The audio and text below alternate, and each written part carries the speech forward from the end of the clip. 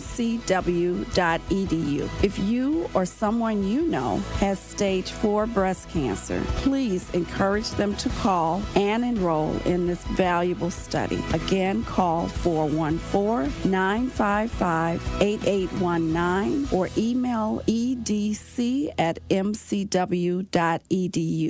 The award-winning 1017 The Truth proudly celebrates Black excellence and the most monumental moments in our history. All month long, we're honoring the voices, the stories, and the achievements that have shaped our past, empowered our present, and continue to inspire our future. Tune in for Dr. Ken's Trivia, spotlighting powerful facts and moments you need to know, and Tori Lowe's Our Voices, Our Stories, amplifying the youth, perspectives, and lived experiences that define who we are. Tune in all month long as 1017 The Truth lifts up the legacy, the brilliance, and the power of Black history. Because Black history isn't just history, it's happening every day. 1017 The Truth's celebration of Black History Month is proudly sponsored by Educators Credit Union and Tayback Law. Celebrating Black excellence, celebrating our history. All month long on 1017 The Truth. Listen to the home of the 5K Gruber Cash Giveaway. 1017 FM, 1510 AM, WGKB Waukesha, and W269DL Milwaukee, a locally owned Good Karma brand station. This is the Bloomberg Black Business Beat, brought to you by FidelityInvestments.com. McKissack & McKissack is the oldest minority-owned professional design and construction firm in the country. And Chair of the Board, Cheryl McKissack Daniel, wants to help share her family's story. She wrote a book titled The Black Family Who Built America, The McKissacks, 2 Centuries of Daring Pioneers. And she says she wrote it in part to help retell the story of American history, which often doesn't include the contributions of Black Americans. Now, the name of our book is The Black Family Who Built America, but of course we didn't build all the buildings in America, but Black people had largely a big hand in building a lot of the structures in America, and we're like the hidden figures. And it makes sense. I mean, history and books follow money, power, and authorship, not necessarily labor. McKissack was recently named the next chair of the New York Building Congress. I'm Bloomberg's Justin Milliner on the Black Business Beat. With Fidelity Wealth Management, a dedicated advisor gets to know you and your goals to build a comprehensive plan to help grow and protect your wealth. Backed by a team of specialists, they'll analyze all your accounts, even the ones they don't manage, to keep an eye on taxes and provide proactive portfolio insights that can help you unlock your wealth's full potential. Learn more at fidelity.com/wealth. Investment minimums apply. Fidelity Brokerage Services, LLC. Member NYSE SIPC. Time is valuable. That's why Lowe's Blueprint Takeoffs turn blueprints into quotes faster. Bring us your plans, and we'll generate itemized material lists to make quoting easier so you can get back to building. Plus, at the Lowe's Pro Desk, you get access to thousands of building materials not sold in store. And when your order's ready, we'll deliver everything to the job site. Improving is easy at Lowe's.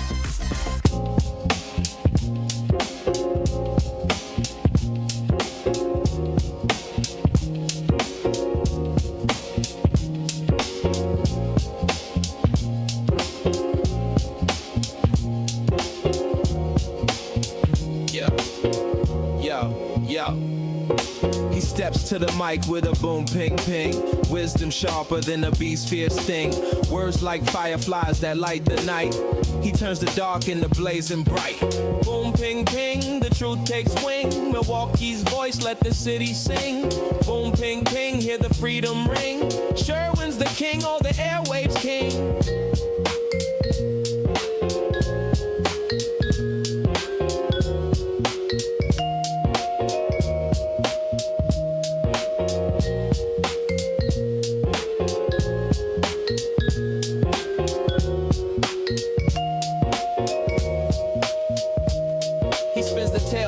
shake the ground. Unveils a truth where lies abound. Politics, justice, social streams. He molds the chaos into dreams. No silence here, just the sound of change. Boom, ping, ping, rearrange. Boom, ping, ping, the truth takes wing. Milwaukee's voice, let the city sing. Boom, ping, ping, hear the freedom ring. Sherwin's the king or the airwaves king. Through the static, through the noise, he amplifies the people's voice. Boom, ping, ping, like a heartbeat's call. He's got the wisdom to break down walls. Yeah. Da, da, da, da, da, da, da, da, da.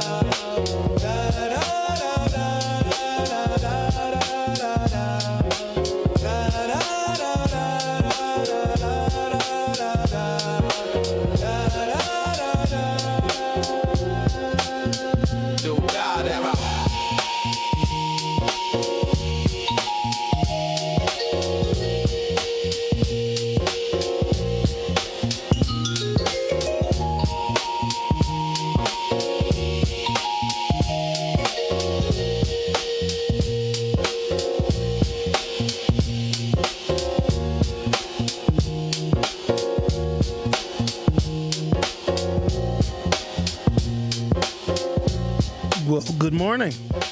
Welcome to the program. Today is Wednesday, February 25th, 2026. I'd imagine you saw at least some of it. I apologize for this, even though it's not my fault, because I asked you to watch it.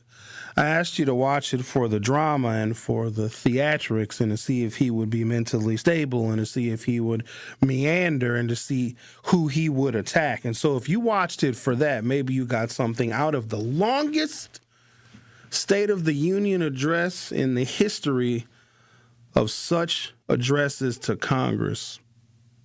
Did you know that it is in the Constitution, in the original documents, that from time to time, the president is to update Congress on the State of the Union? Did you know that it used to be just a letter?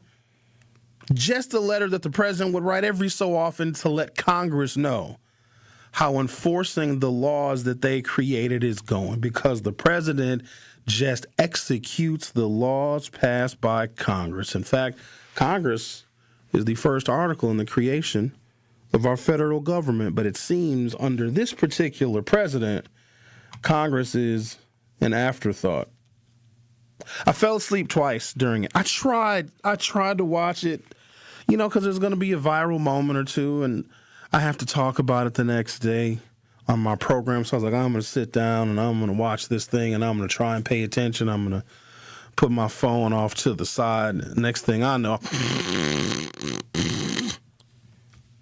it was so blatantly disrespectful how he could read that teleprompter and lie directly to the American people. And I don't know why I'm still shocked. I have no idea why my brain still allows me to be astonished at this man. You all know how you're feeling. You know the economy isn't working well for you. You just got your We Energies bill, which is higher than it was last year. On my program yesterday, I talked about the companies and the corporations that have planned for layoffs in the year 2026.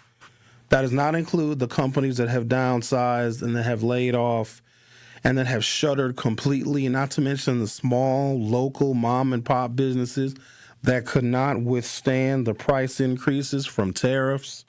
You guys know what's going on.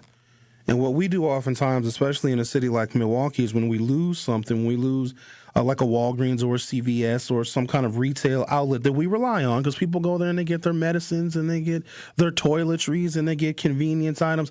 And when those places close, those anchor institutions close, we turn it inward. We blame one another.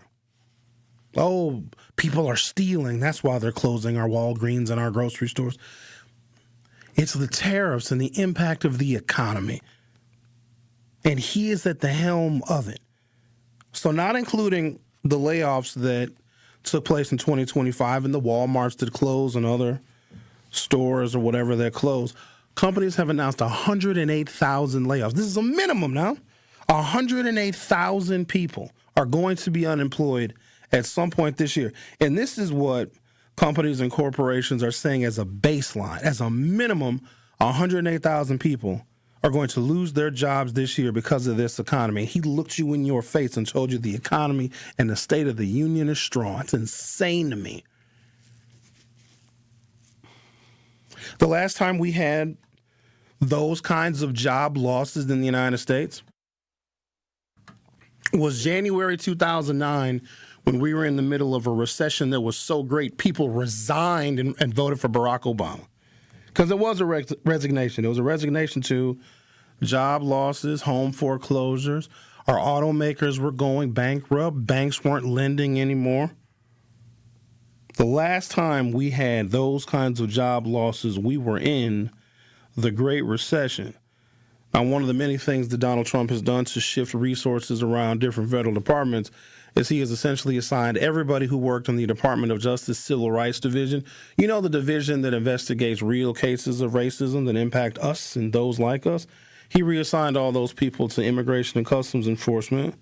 So we don't even have people in the Department of Justice that are going to investigate real claims of discrimination. At the same time, one of the biggest applause lines of the night was for a hockey player, which was just weird, because the hockey people that won the medal, the gold medal in the hockey, which I know you didn't watch. Sorry, I didn't watch the Olympics either. Just something about the Olympics. I don't ski. I don't do anything on ice, but try to avoid it. I ain't going to watch people going down hills, because that's really all the Winter Olympics is. It's creative ways of how you can go down snow and ice. So I didn't watch it. So the hockey guy, the hockey team got, standing ovation, whatever. But then the other big applause line that I remembered, this part I was awake for, when he said he ended DEI. And we know what that resulted in. Immediately, 300,000 African-American women lost their jobs because of his elimination of DEI. Anything that can even be remotely connected to investigating or analyzing past harms to people of color has been eliminated from this administration, and we're going to feel it. Here's the thing, though. When we feel it, and we're feeling it already, the impact of this administration, I don't want us to blame us. Blame him, just like he blamed the Democrats for not standing up. Why would they stand up? I don't care if he makes a reasonable applause line that we all can agree to. You don't stand up. That is how you properly kneel. By not giving that president any attention while he lies to the American people. There's this author that I never heard of before, but he has gone viral for this little piece that he wrote. His name is Oliver Kornetsky. I know you haven't heard of him. I haven't heard of him either. But he gave probably one of the most beautifully written descriptions of this current era that we are in the United States. And it's called History is Watching. And this time, it's our names that are on the line. So that is the name of the essay that Oliver Kornetsky wrote. And it sums up so beautifully. Now, it's a scathing rebuke of Donald Trump, something that we're all very familiar with.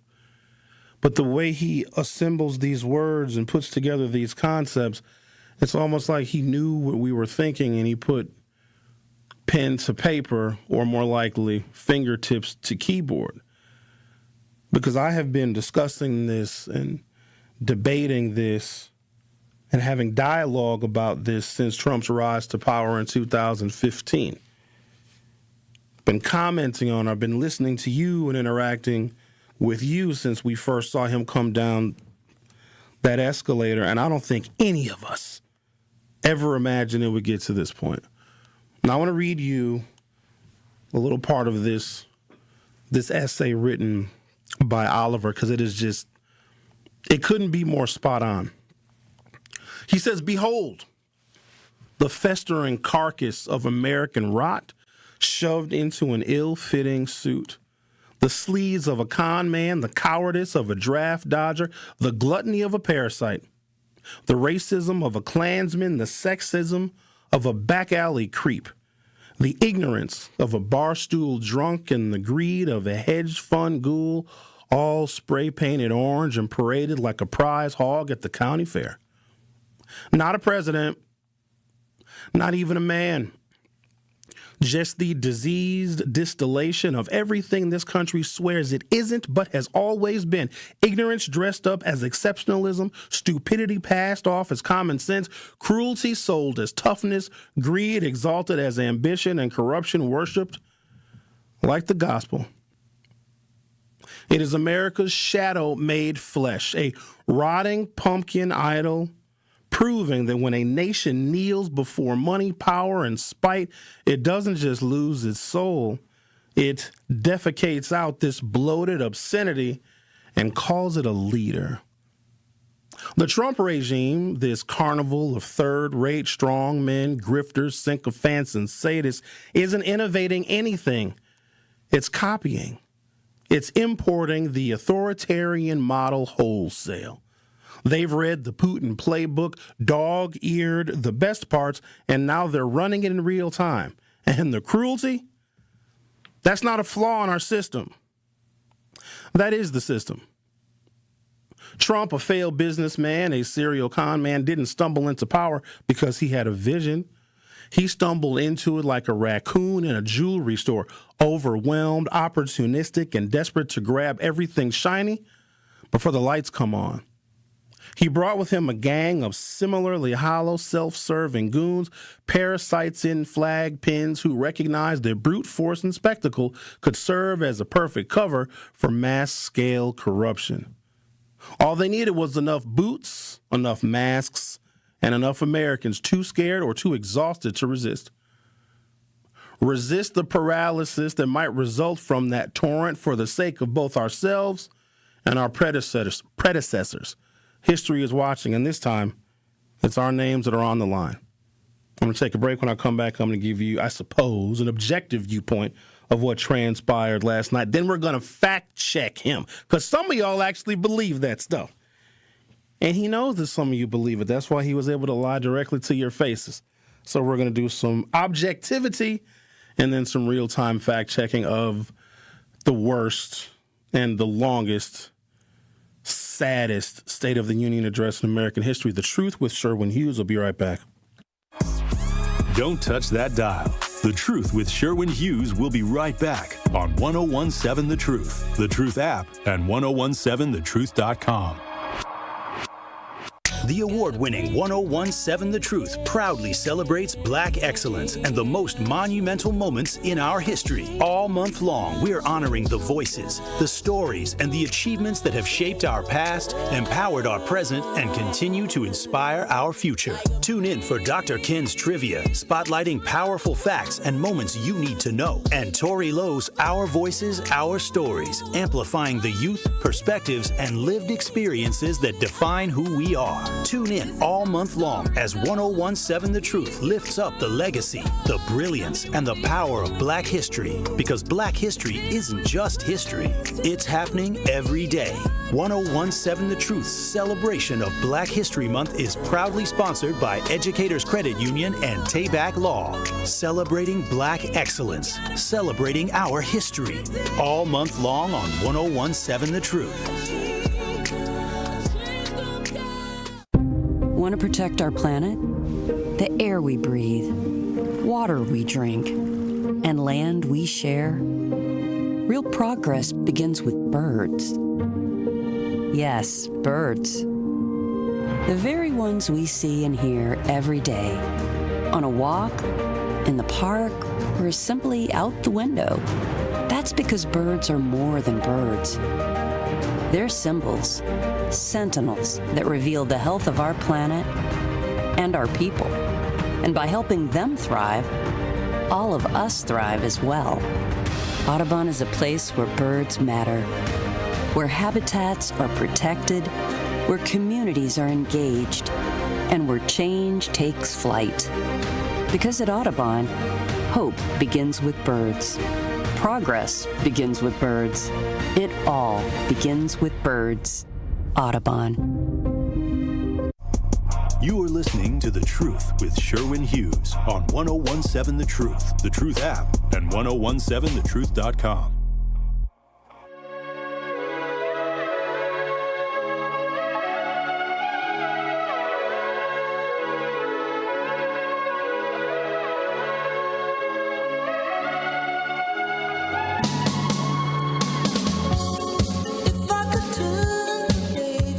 Trump delivered a record-breaking 108-minute State of the Union address last night, declaring, "We're winning so much," as he attempted to convince Americans the economy is stronger than many believe. That's the most offensive part to me. How you going to tell me that the economy is doing good when companies announced 108,000 additional layoffs? Last time we had that many layoffs, we were in a recession, but you fired everybody from the Bureau of Labor Statistics, so we don't even know how many people are unemployed. We don't even know what the unemployment rate is. There's nothing coming out of this administration but propaganda. And here's why I feel so bad, because some people actually believe it. Some people are broke, but Trump just told you that you weren't, so now you think you aren't. That's where we're at. Now, his MAGA coalition is fracturing. I said I was going to be objective. Dang it. I'm going to get back to the article. Just give me a second. The number of people that at one point in time said they strongly supported him, so we're talking probably October, November of 2024, is when his coalition probably peaked in its robustness, like the diehard people, probably peaked at about 33 or 34%. Those are the MAGA people. Those are the people that wear the hats, that buy the merchandise. Those are the people that when we went to the RNC to cover it in 2024, and I think that all of our colleagues and coworkers here at 101.7, we put together some of the best RNC coverage, I think, in the country. It was fantastic. And so we were there firsthand. All of us were.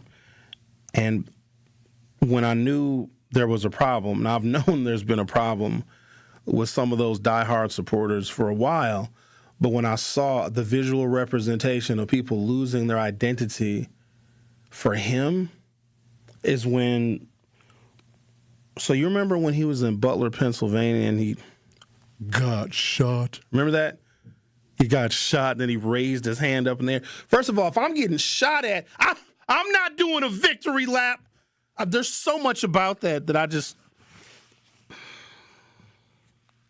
I can't even talk about the, I don't even know if I can use the word FILES. You know, the millions and millions of documents, because here's what I found out. When you talk about the JEFILES, YouTube throttles my video. Isn't that crazy? Just me talking about it, I know how many people watch. I do. But that day when I went in extra super duper hard and heavy, like my viewership was cut in half because YouTube was not showing my video to nearly as many people because I talked about the JEFILES. So I can't leave that part alone. Just set that aside because that's a whole nother thing that we're not ready to deal with. When I saw an African-American man at the RNC, and he had a bandage on his ear because, you know, they were selling bandages with Trump 2024 on them because he got shot. Remember, he got shot. But when I saw an African-American man purchase one of those fake bandages, there were people wearing these bandages all on the RNC floor. And so when I was there, obviously we were all credentialed, but when I got to the actual floor, because I was there when he gave his acceptance speech, it was a monumental moment in history, and I thought I needed to be there. I didn't particularly find it fascinating or insightful. I just could say that I was there when fascism really took root. But when I saw that African-American man remove his identity and separate himself from his history, because Trump is anti-black history, clearly, and he purchased one of those ear bandages, I knew that we were lost so deep in the woods. So right about that time, when he accepted the nomination, really that whole summer, June, July, throughout the fall of 2024, until he won the presidential election, which I believe was November 5th, 2024, his MAGA coalition was probably 33 or 34% of the American public. It is now 19%. So the people that were diehard, no matter what he said, no matter what he did, no matter how many Project 2025s, they were going to ride with him. And he's actually maintained that level of support pretty much throughout. It's always been 30 to 35% of the American people. This is the lowest his MAGA coalition has ever been. And so what you saw last night, if you care to watch the hour and 47-minute tirade fiasco, was a man that was desperate, so desperate that what do you do when you're desperate? You'll lie. You'll lie directly to people's faces. You'll tell them the economy is good when it's not. You'll tell them that America is stronger than ever. You'll tell them that the deportation efforts are working. Here's something that he did not mention in the times in which I was awake, because I fell asleep during. I couldn't. I was trying so hard. You know how it is when you get sleepy, you real comfortable in every position you in. I'm just sitting on the couch. I'm like, ooh, this feels good. And then you just feel heavy. And then the next thing you know, it's 38 minutes later. What a spectacle, right? Or I'm going to be objective, because that's what I said I was going to do. President Donald Trump delivered a record-breaking 108-minute State of the Union address last night, declaring we're winning so much as he attempted to convince Americans the economy is stronger than many believe. Trump's address, his first State of the Union of his second term, came as he hopes to counter sliding approval ratings and boost Republicans ahead of November's midterm elections. He did no favors for the Republicans. And they can't even say anything. Not one of them held a press conference and said, hey, Americans, I don't agree with a lot of that stuff. I know you're hurting because I hear from you. You're my constituents.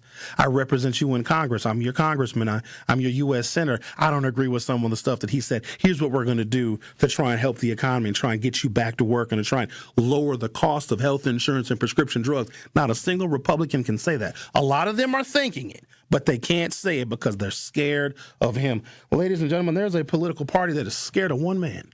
I've never seen anything like it. I've never even seen a horror film where the people that are about to get killed are as scared as the Republican Party is.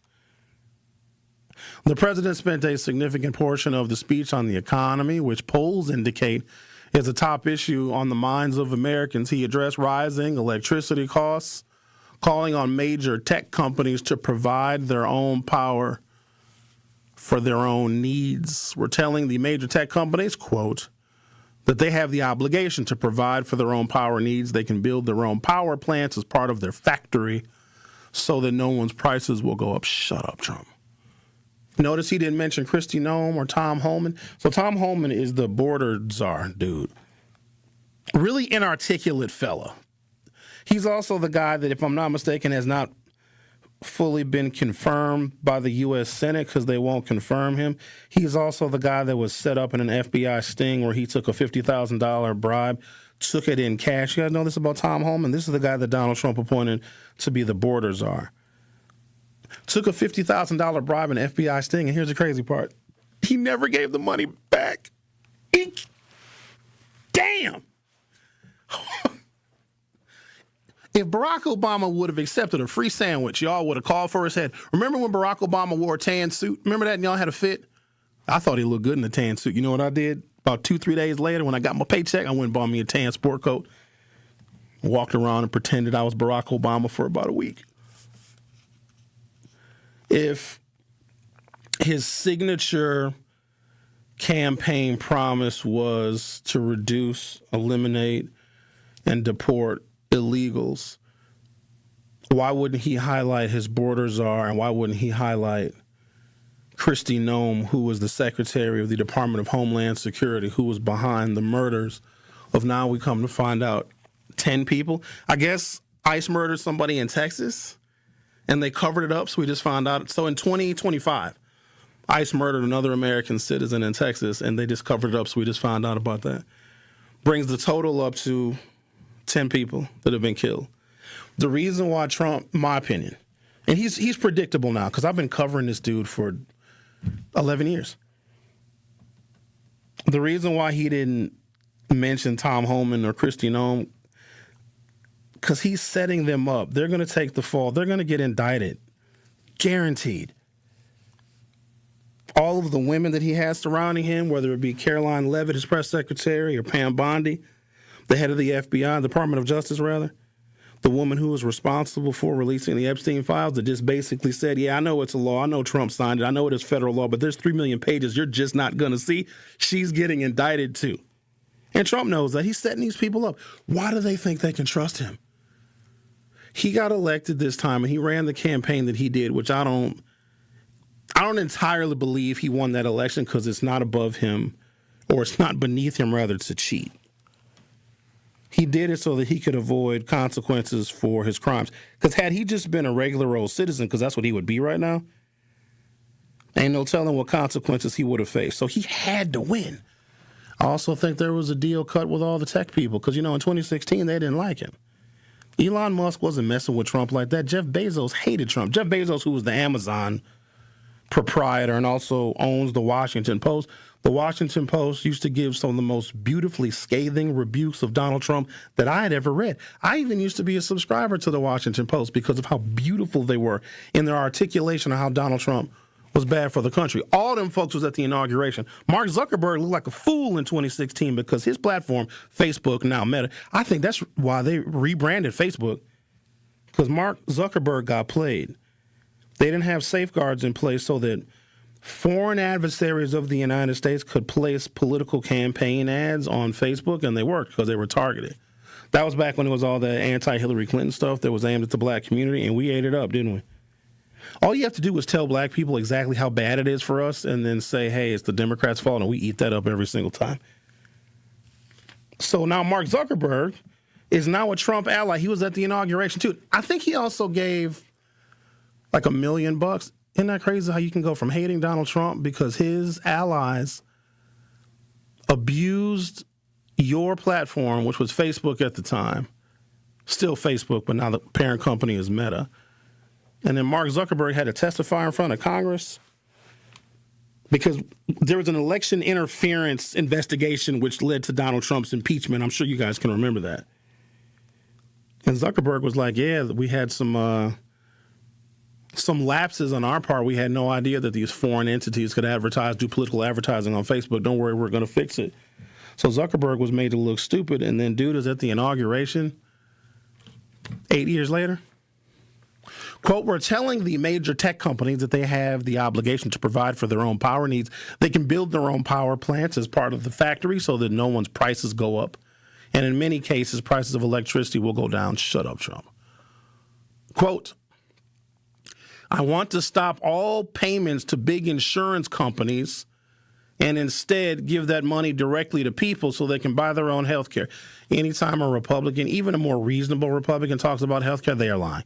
They've always hated universal health care. They've always hated cheaper prescription drugs. They've always hated Medicare, Medicaid for all. They've always hated it because they know that black people will get it. It's the only reason why we don't have it. Look at all these other European countries that have it. You ever wonder why all these Scandinavian countries, they got all the free health care? They got a bunch of free stuff. You go to some countries in Europe and money falls out the sky. Now they're going to take your whole paycheck. You're going to pay 60% in taxes. But then, like, if you go to the grocery store and you're hungry, you can just grab food. I mean, not quite that. Not quite that socialist. But the reason why they do it in Scandinavian countries is because they're 90+% white. When white people control everything and they are the population, they just have, it's like orgies of government spending to take care of one another. But as soon as their populations get diverse, they cease most public benefits. And it's the reason why they can play with SNAP benefits, because even Republicans who know that the majority of people who receive food stamps are white, but that also goes to show you, if you're poor and white, you're worse than us. I'd rather be black and poor than poor and white. Because if you're black and poor, we have whole infrastructures designed to help black poverty at least survive. Black poverty has got Jordans and iPhones and flat screen TVs. White poverty uses an outhouse. It's really bad in certain places in West Virginia. White poverty has an outhouse and an opioid addiction. Black folks will have Jordans, a flat screen TV, the latest iPhone, and smoke really good weed. But be poor. They'll drive a Buick. But it ain't that bad. Also, if you go to YouTube, we have a YouTube poll up, which I'm going to get to later on in the program, why I'm curious about your church attendance. No, I'm not going to go into some big, long thing about religion. I'm just curious, how often do you go to church? If you go to youtube.com or open up your YouTube app from your smartphone or other mobile device, search 1017 The Truth and hit subscribe. You'll see our YouTube poll. You'll also be able to join the effervescent YouTube chat. And the question is on YouTube, how often do you attend church services? Frequently, occasionally, rarely, or never? I'm curious. I'm just trying to see something. We'll get to that part a little bit later on. Take a break, come back. Let's fact check Donald Trump's State of the Union address, because I know you're looking forward to that. The Truth with Sherwin Hughes will be right back. The Truth with Sherwin Hughes returns after this on 1017 The Truth, The Truth app, and 1017thetruth.com. The WIAA playoffs begin this weekend. On the girls' side, the City Conference is well represented. In Division I, the 3-seeded Pulaski defends home court against Racine Case. The 4-seeded Rufus King Generals host Menominee Falls. The 12th-seeded Hamilton hits the road to visit Oak Creek. And the 9th-seeded Reagan travels to Lake Geneva to take on Badger. In Division II, the 2nd-seeded Bayview Red Cats are ready for Cudahy. And the 5th-seeded Golden Meyer Owls have a tough test on the road against Brookfield Central. And lastly, in Division III girls, the 5th-seeded Milwaukee North head to Racine to take on St. Catherine's. Now some quick highlights from the boys' side. Milwaukee Juno earned the number 1 seed in Division IV, while Golden Meyer earned the number 2 seed in Division II. The boys' tournament tips off on Tuesday, March 3rd. And make sure you tune in for our City Conference Game of the Week this Saturday, as we will be broadcasting the boys' Gold Division Championship with tip-off set for 3:30 right here on 1017 The Truth. This has been your Milwaukee Public Schools City Conference Basketball Weekly Update. Life's better with American Family Insurance, because we know you love working weekends, if it means working on your dream home, both inside and out. And we're here to help protect those dreams so you can enjoy peace of mind. Save up to 40% when you bundle home and auto. American Family Insurance. Get a quote and find an agent at amfam.com. Products, pricing, and availability vary based on the way you purchase insurance and by state. Some exclusions apply. American Family Mutual Insurance Company, SI, and its operating companies, 6000 American Parkway, Madison, Wisconsin. Good Karma Brands is proud to be an equal opportunity employer, providing equal employment, development, and advancement opportunities to all teammates and applicants. To learn more about careers with us, please send an email to talentacquisition@goodkarmabrands.com. That's talentacquisition@goodkarmabrands.com. You served behind the desk. You served in combat. You did 4 years and got out. You were drafted. You gave 20 years. You gave exactly what your country needed. And so did you. When you raised your hand and swore an oath to your country, when you put your name on a dotted line, you became part of only 1% of Americans who did the same. You are a veteran. You are a veteran. You are a veteran.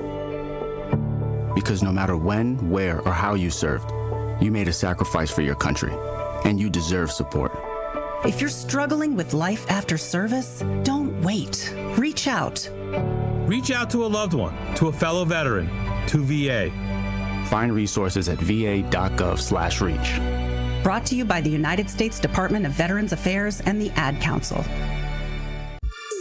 This is The Truth with Sherwin Hughes on 1017 The Truth, The Truth app, and 1017thetruth.com.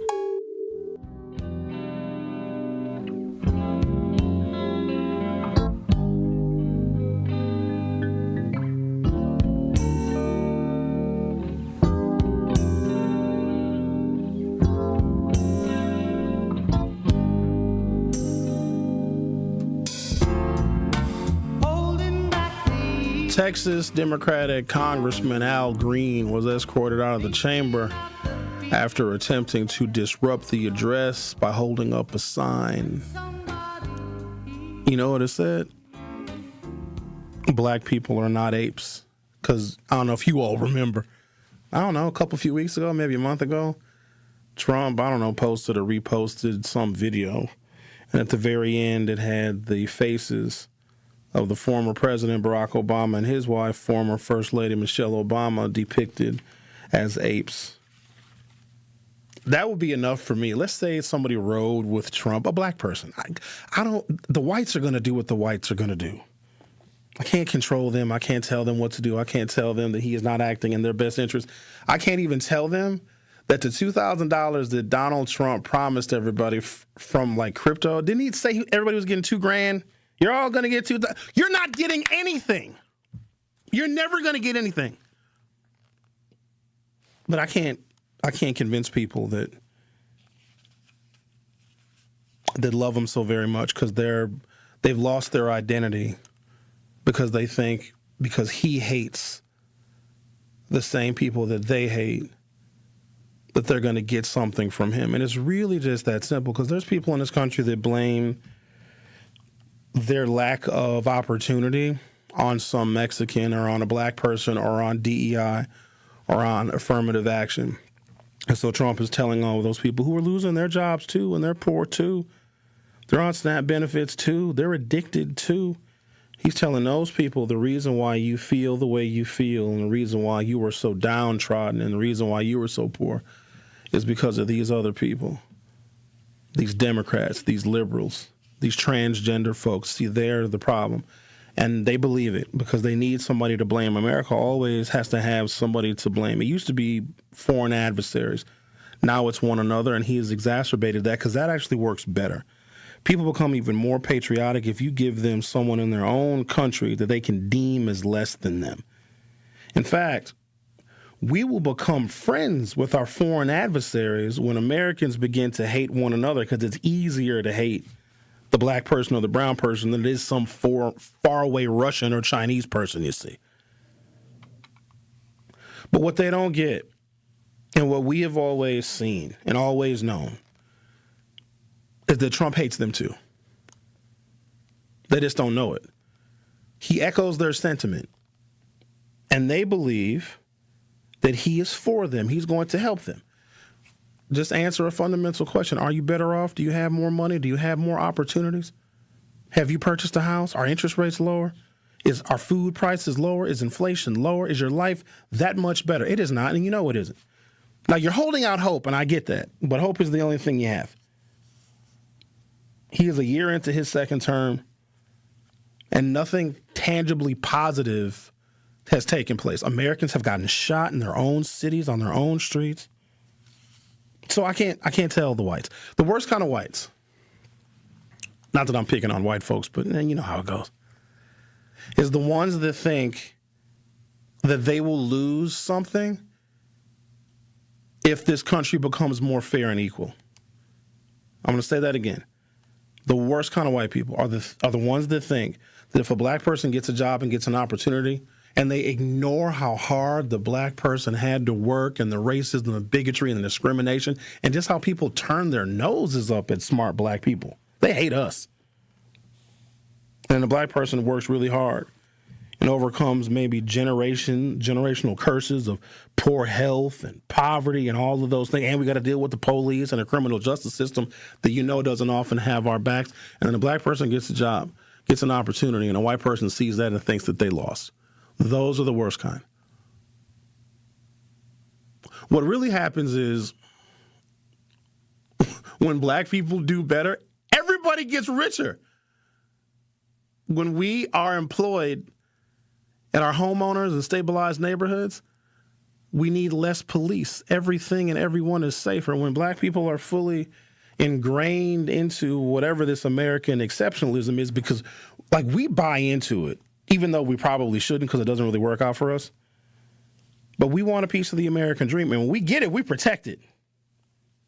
That's why you have these content creators that are now platforming a level of black exceptionalism because they'll shame ghetto black people and how black people act at restaurants, because when we obtain something, a little bit of status, a little bit of a job, a little bit of money, a little bit of a 401k, we want to protect it, and we will defame and deplatform anything that takes away everything that we have built. So we believe in it. So helping black people is actually the best benefit for the country. We're not going to get reparations, so the least that they can do is just clear the barriers that have prevented us from being successful. One of the rare bipartisan moments of the night came when members of the U.S. men's Olympic hockey team won the gold. They were welcomed with a multi-minute standing ovation. There was also bipartisan applause when Trump called on Congress to address members trading stocks amid accusations that lawmakers are profiting from their positions, though some members shouted back, noting that Trump did not address the Trump's family finances. They've made, what they talked about it this morning, Dame and Homer did. Trump has made, $4 billion since he's been president? He's grifting the American people. He's literally stealing from you. But he hates Mexicans, and so do you, so I guess you find something in common with him. Zach just asked can he not get paid more than his salary? Nope. There's this thing called the emoluments clause that says the president cannot profit while they're president. What happens is you become president, you do an okay job for the American people, then we allow you to get really, really rich. The Obamas came into the White House like maybe upper middle class. I don't know if they were millionaires. If they were single-digit millionaires. They're real rich now. So what happens is the American people this is how the game is played. We really don't care what a president does. We know that there's lies. We know that there's corruption because we're not stupid when it comes to politics. We know it's a dirty sport, but as long as you take care of us, we'll turn a blind eye to it. We will. And then as long as you take care of us, if you're in the White House and you create jobs and incomes go up and salaries go up and health insurance costs go down and we have better access to health care, and if you invest in schools and if you invest in infrastructure, you build roads and bridges and airports and you remove the lead pipes, we don't care what you do after that. We will promote you to get wealthy after that. You'll get book deals and movie deals and do appearances, go on speaking circuits. We'll give money to the party that you're affiliated with. All you got to do is take care of the American people while you're in the White House, and we will let you get away with anything, legitimately. But Trump is doing the opposite. He don't care about anybody except himself. He's taking planes from foreign governments. He has somebody in his administration enforcing the border that took a $50,000 bribe and an FBI sting and kept the money. Like, if that wasn't the end-all, be-all, I don't think anything will. Trump repeatedly touted the economy, boasting, quote, "We are the hottest country anywhere in the world," and claiming that we have more jobs, more people working today than ever before in the history of our country. But data shows, he hates the data, gains under Trump slowed in 2025 and were far smaller than any other non-pandemic year. I'm going to take a break, come back, pick up the fact-checking where I left off. The Truth with Sherwin Hughes will be right back. Don't touch that dial. The Truth with Sherwin Hughes will be right back on 1017 The Truth, The Truth app, and 1017thetruth.com.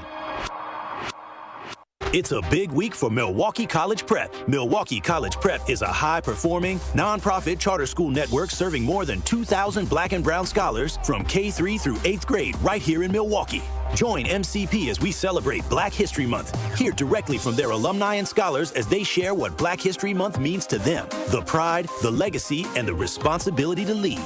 Because Black History isn't just a month, it's the foundation of our future. Milwaukee College Prep, building scholars, shaping leaders, inspiring tomorrow. Natural gas is a clean, reliable, and convenient source of energy delivered directly to you through underground pipelines. The pipeline system has an excellent safety record, but there are clues that can help you identify a potential hazard. If you smell the strong odor of rotten eggs, hear an unusual hissing sound, or see blowing dirt or debris, it could be a natural gas leak. Leave the area immediately and call We Energies at 800-261-5325. We Energies. People you can trust. Energy you can depend on. Hi, this is Sherwin Hughes from 1017 The Truth, and I want to talk to you about something bigger than just buying a house. I'm talking about building a legacy. Owning a home isn't just about four walls and a roof. It's about giving your kids a place where memories are made, where birthdays are celebrated, and where they always belong. It's about planting roots, knowing your neighbors, waving from the porch, and being a part of a community that feels like family. If you've been renting and wondering if home ownership is even possible, Axe Housing is here to work with you. An Axe Housing coach will help you create a plan, a budget, and move step by step toward owning a place you can truly call your own. They've already helped over 4,000 families become homeowners, and many are paying less than they were paying for rent. Don't let where you are today stop your families tomorrow. Start your journey at axhousing.org. That is ACTS housing.org. Your legacy begins at home. Prizes, exclusive experiences, even cash money. You want it? We've got it. Find a list of all contests and official rules by visiting truthcontests.com. That's truthcontests.com. Happy kids heal faster, and that's why Starlight is dedicated to improving the mental well-being of sick kids across the U.S. Learn how at starlight.org. Proud partner of your Milwaukee Bucks. One call, that's all. More of The Truth with Sherwin Hughes is next on 1017 The Truth, The Truth app, and 1017thetruth.com.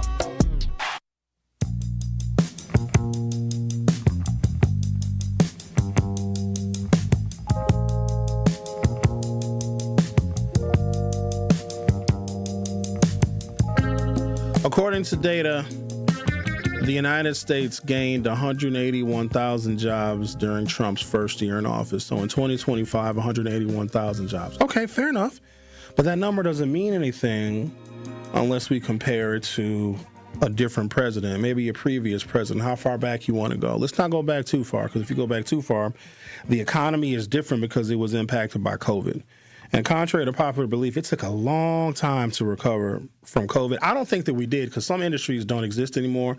Some people that were employed during COVID, especially in the service industry, they are no longer working. They've gone and done other things. So during its first year, the American economy created 181,000 jobs. PolitiFact notes, during Joe Biden's first year in office, 2.5 million jobs were created. Well, buddy, your job numbers suck. Trump also said the U.S. had, under his leadership, secured $18 billion in investments pouring in from all over the globe. But a review from CNN last year found that the White House was counting pledges, vague amounts promised rather than actual investments. The White House website on investments lists the total U.S. and foreign investment at about half of that, at $9.7 trillion, not billion. When Trump introduced the mother of Irina Zarutska, the Ukrainian woman killed on a train in Charlotte, North Carolina last year, he falsely claimed the man who stabbed Zarutska was a hardened criminal set free to kill in America that came through an open border. However, DeCarlos Brown Jr., the man arrested and charged with killing Zarutska, is not an immigrant. Oh, let's talk to someone who knows all about foreign and domestic economic policy. Hello, Sherwin. Oh. I'll get you later. This is too important. You cannot say naive. He's naive. Trump is naive. That's too nice of a word. He's dumb and cruel. Ooh. Now, that's some harsh language. Dumb and he lied himself into office. Now, what's sad, and it's very, very sad, many people have died, Democrats and Republicans, World War I, World War II, Mexican American, Afghanistan, have died. Yes. Afghanistan. And you say Democrats are the worst thing. They're messing up this country. They have died to make. I'm not saying we're great. This country's great, but they are the most powerful. Mm-hmm. You know, and you can tell when the regular police is not even walking with the ICE people. I mean, it's drawing a line. It's just proof that this man is cruel and dumb. Mm-hmm. Now, I went to 3 years of college. Oh, my. Yeah, Hold on, Bob. Wait. I got questions. What college did you go to for 3 years? Man, I went to Eastern, I went to Wayne State College in Nebraska, and I went to Western Illinois University. I wrestled 3 years. And the coaches would not let me be ineligible, my wrestling coach. Bob, hang on. You went to, but I should have been. Bob, but I should have been. Stop for a second. You went to 3 different colleges in 3 years? Yeah, man, I was moving around. You know, it was ridiculous. You need to see if you can get your money back. You need to see if you can get a refund. And I didn't graduate. You didn't? But I have common sense. You didn't graduate. And sometimes common sense overrides people who got degrees like Trump. And it's so easy to understand a man is cruel and dumb. And you can't be objectional, Sherwin, with a cruel and a dumb and a lying man. You can't be objectional. Mm-mm. You have to be the way you are with him. You can't be objectional. Objectional. You tried to be that, whatever that word was. Objective, where I'm just stating the facts and not giving any emotions or any opinions, of being objective, as opposed to being subjective, which I think they would have taught you those 2 words in your 4th year of college. But I'm not, Bob, I'm not shaming you. At least you went to college for a little while, 3 different colleges in 3 years. That's at least you went, and I'm happy you went. Yeah, but my coaches wouldn't let me be ineligible, and I should have been, because, I didn't really pass most of them courses. You didn't. But I have common sense. Okay, we got it. What were you majoring in? What did you want to get a degree in? What were you pursuing in college, other than wrestling? I was just going to be a wrestling coach and a, PE teacher. That's all. I wasn't going to be nothing. I know what you were pursuing. I know what you were pursuing in college. You was pursuing them big butt gals. Is what you was pursuing, wasn't you? Yep. I'll get you later. I'll get you later. Exactly, I knew what you was looking at. You was looking at all them big tails, all that wagon they was dragging. You later. All right, then. I'll get you later. Talk to you later. Okay, then, when you get me. Bob was chasing skirts. This man went to 3 different colleges in 3 years. That is fantastic. I learned so much about him. Trump suggested that energy prices are decreasing. Quote, when they see energy going down to numbers like that, they cannot believe it, he said. But the average household energy bill went up 6.7% from 2024 to 2025 in the United States. That's despite Trump's often repeated promise to cut electricity costs in half within his first year in office. Since Trump retook the White House, utility companies have raised or sought to raise rates on American families by $92 billion, raising bills for 112 million electric customers and 52 million gas customers, according to an analysis from the think tank, the Center for American Progress. The Truth with Sherwin Hughes will be back for Hour 2. This Black History Moment is sponsored by Educators Credit Union and Tayback Law. Dr. Gladys West, the mathematician who helped shape modern GPS, has passed away at 95. Born on a Virginia farm during the Jim Crow era, West excelled academically and broke barriers at the Naval Surface Warfare Center. Her work transformed satellite data into accurate Earth models, laying the foundation for GPS technology used globally today. West's legacy lives on in every navigation, flight, and smartphone, a quiet pioneer whose impact changed the world. Dr. Gladys West's story is one of perseverance and innovation. Let's honor her legacy by pushing boundaries and inspiring future generations. Rest in power, Dr. Gladys West. Your work will forever guide us. This Black History Moment is sponsored by Educators Credit Union and Tayback Law. Did you know that for 80 years, Paralyzed Veterans of America has been a lifeline for our nation's veterans with spinal cord injuries and diseases like MS and ALS, and all people with disabilities? In just the last 12 months, PVA has funded research of the first non-addictive pain medication in over a decade, partnered with an award-winning sports anchor to fight for accessible medical care for women veterans, ensured all women with disabilities feel seen and empowered with help from a top cosmetic company. And that doesn't even include what PVA have done over the last 80 years, like secured the passage of the Americans with Disabilities Act, pioneered wheelchair basketball, helped design iconic landmarks, made the DC Metro a model transit system, and wrote and distributed resources in over 60 countries in 4 languages.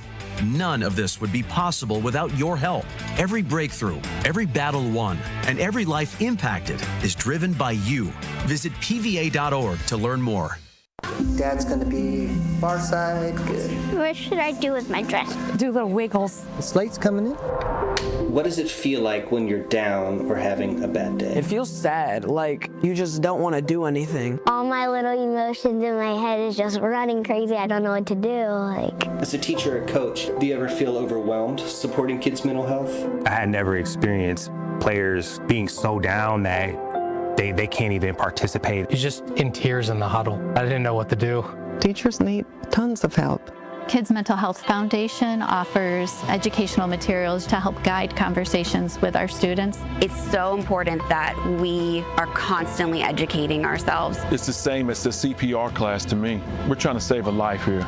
The Kids Mental Health Foundation has free tools and information developed by experts because kids' mental health starts with all of us. Scan the QR code or check out kidsmentalhealthfoundation.org to get started.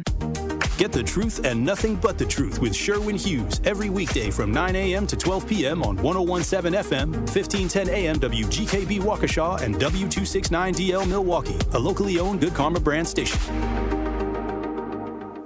It's The Truth with Sherwin Hughes on 101.7 The Truth app, and 1017thetruth.com.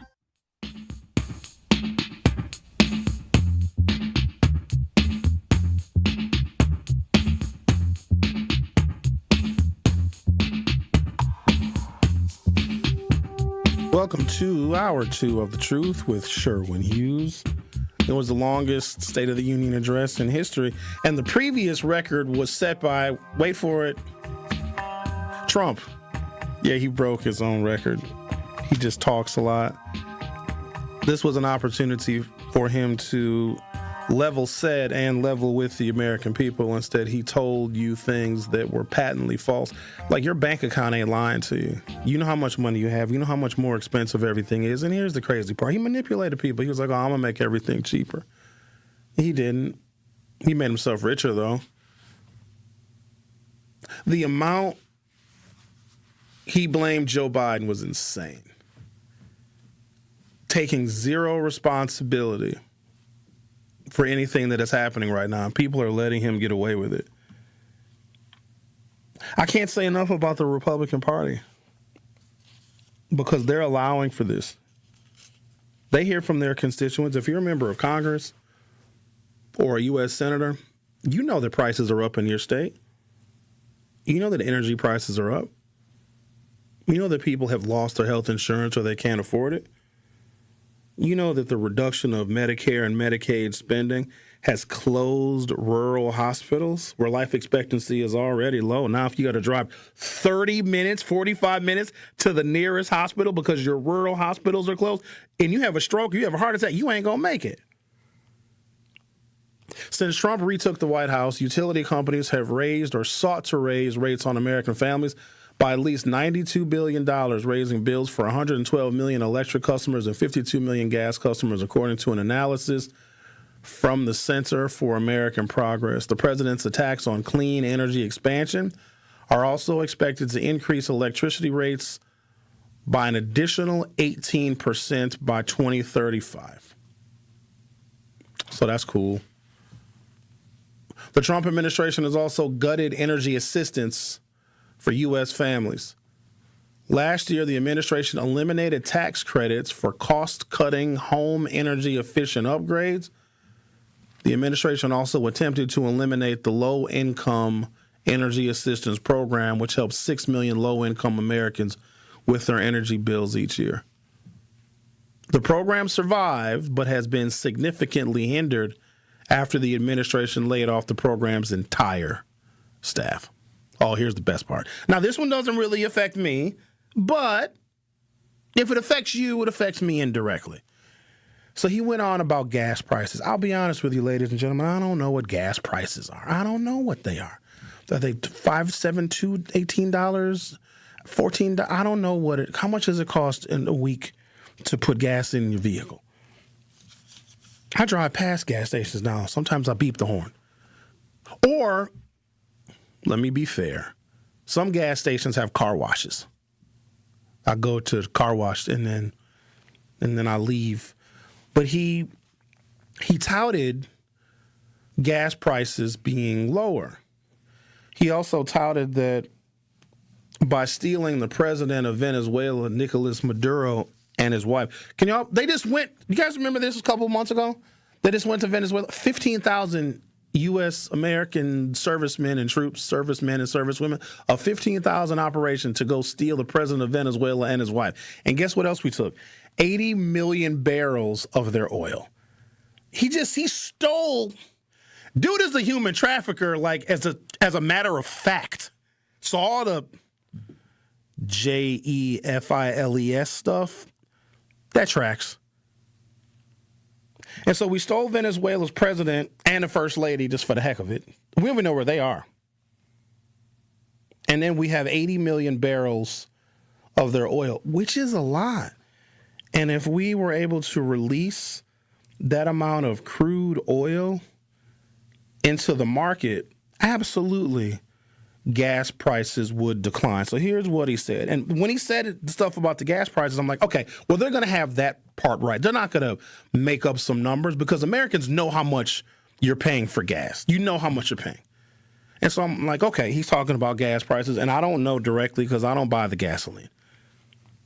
I drive a big cell phone. I drive an electric vehicle. I get home, I plug my car in, and it charges like my phone. That's what I drive. I don't know what the gas prices cost.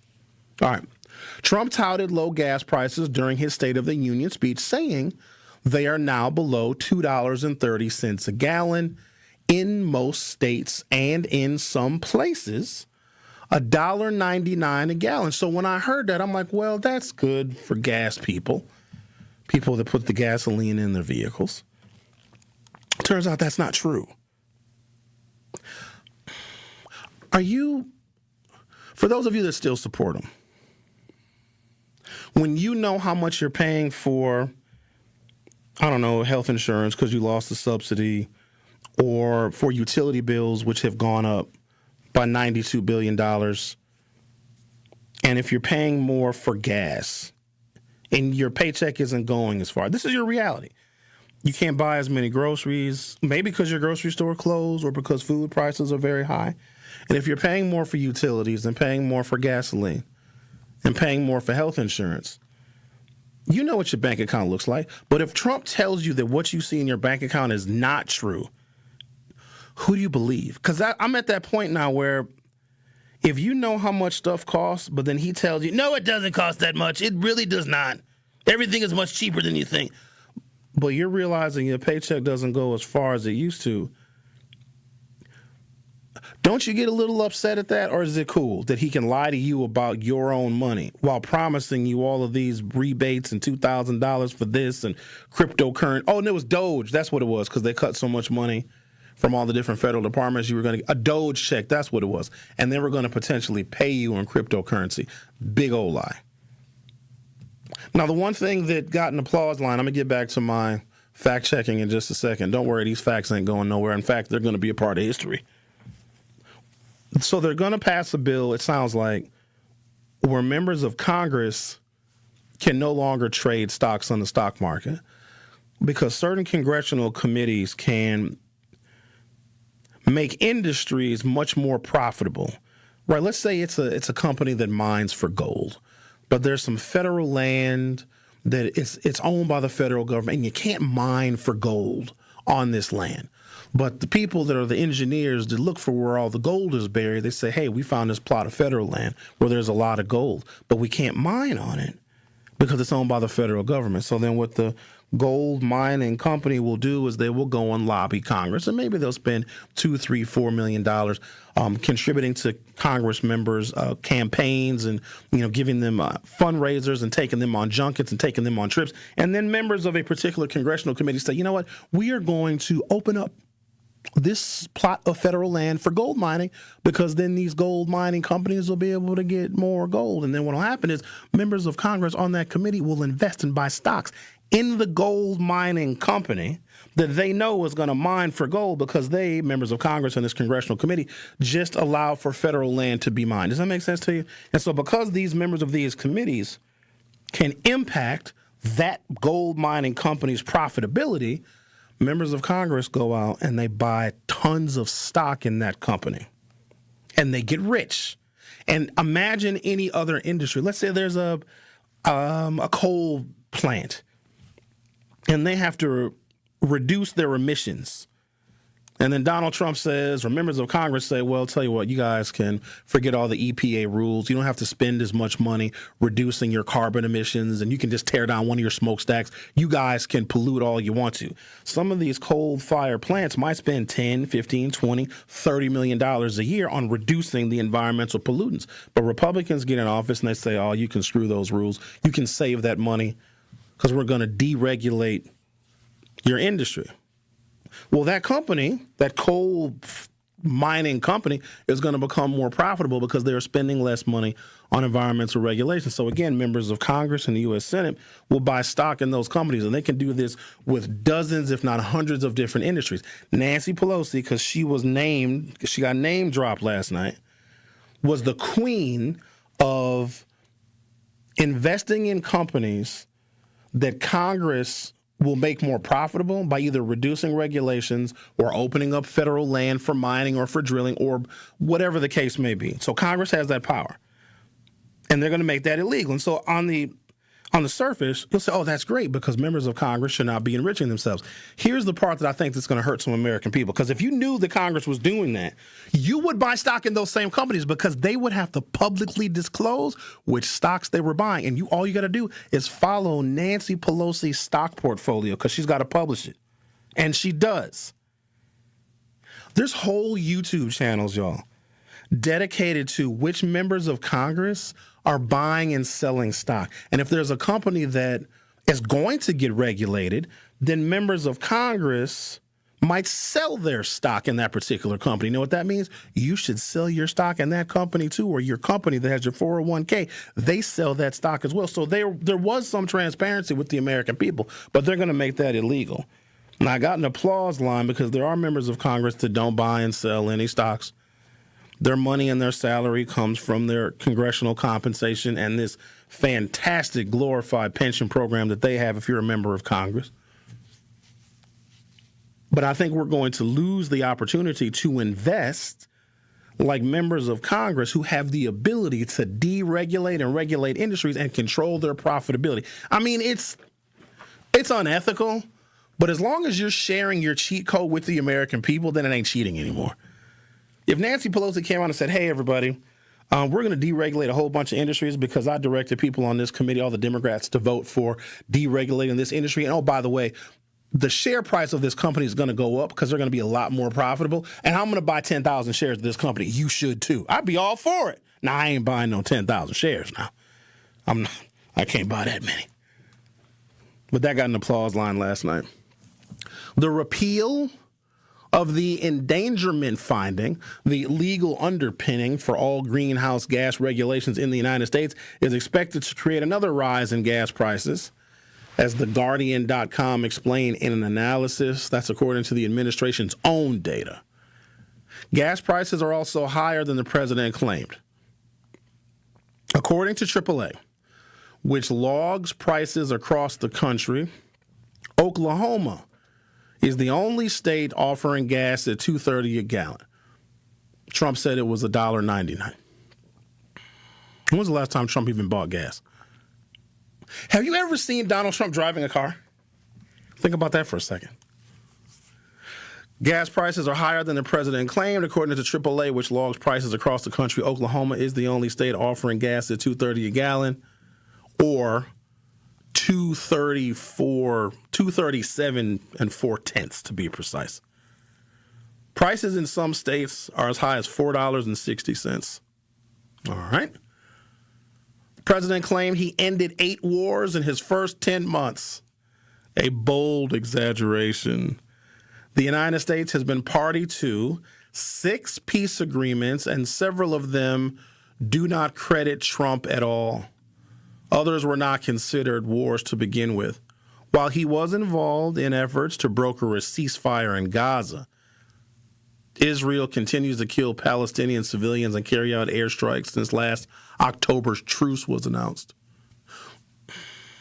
When they call for a truce, that just means the Palestinians stop shooting at the Israelis. The Israelis don't stop shooting at the Palestinians. The century-long border dispute between Thailand and Cambodia is one of the conflicts Trump's claimed to have resolved. Trump presided over the signing of a ceasefire deal between the two sides in October, calling it a monumental step. He had pressured leaders from both countries to make a deal by warning trade talks with the United States would otherwise be put on hold. However, the underlying causes of the conflict, which is rooted in long-standing disagreements over colonial area maps, has never been resolved. The ceasefire broke down a week later, and fighting erupted again, forcing 500,000 people to flee their homes. So there you go. He lied about literally everything. If you go to YouTube, youtube.com, or open up your YouTube app from your smartphone or other mobile device, search 1017 The Truth and hit subscribe. We have a poll up, and I want to ask you guys. Now, it's about your church attendance. I'm not getting into the Jesus stuff and the Matthew and the Luke and the John and Ronnie, Bobby, Ricky, and Mike. I'm not going to get into the people in the gospel. I'm not going to get into your favorite Bible verses. We're not going to talk about Psalms. I'm not even going to talk about the Corinthians. I just want to know how frequently you go to church. That's all. Because I have some information for you about church attendance. And as I'm looking at the numbers right now, it's fairly evenly split. So far, with 79 people voting, 28% of respondents attend church frequently. 10% attend occasionally, 33% attend rarely, and 29% never go to church. So between frequently, occasionally, and rarely, that's 71% of respondents. 29% never go to church. Doesn't mean they're not spiritual, doesn't mean they're not religious. This is just how the numbers are breaking down of the people that have responded to our YouTube poll. I'm going to take a break. I'm going to come back. I want to translate that into something that might often be missed in our dialogue and discourse about religion and contributions to churches and all that fun stuff. This is where it's about to get interesting, so make sure you fasten your seatbelt because we're going to go for a ride. The Truth with Sherwin Hughes. We'll be right back. Don't touch that dial. The Truth with Sherwin Hughes will be right back on 1017 The Truth, The Truth app, and 1017thetruth.com. The award-winning 1017 The Truth proudly celebrates Black excellence and the most monumental moments in our history. All month long, we're honoring the voices, the stories, and the achievements that have shaped our past, empowered our present, and continue to inspire our future. Tune in for Dr. Ken's Trivia, spotlighting powerful facts and moments you need to know, and Tori Lowe's Our Voices, Our Stories, amplifying the youth, perspectives, and lived experiences that define who we are. Tune in all month long as 1017 The Truth lifts up the legacy, the brilliance, and the power of Black history. Because Black history isn't just history, it's happening every day. 1017 The Truth's celebration of Black History Month is proudly sponsored by Educators Credit Union and Tayback Law. Celebrating Black excellence, celebrating our history. All month long on 1017 The Truth.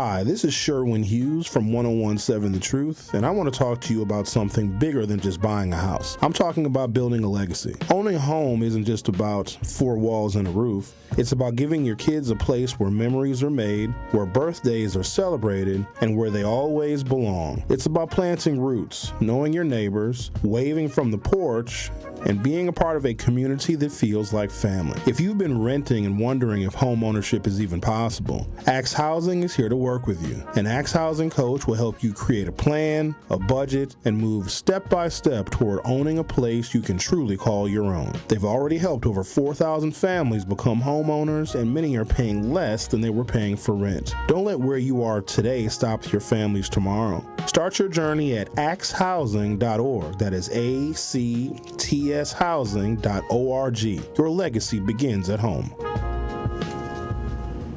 Life's better with Drive My Way from American Family Insurance, because we know it's more than just a car. It's your escape pod, your adventure mobile, your memory maker.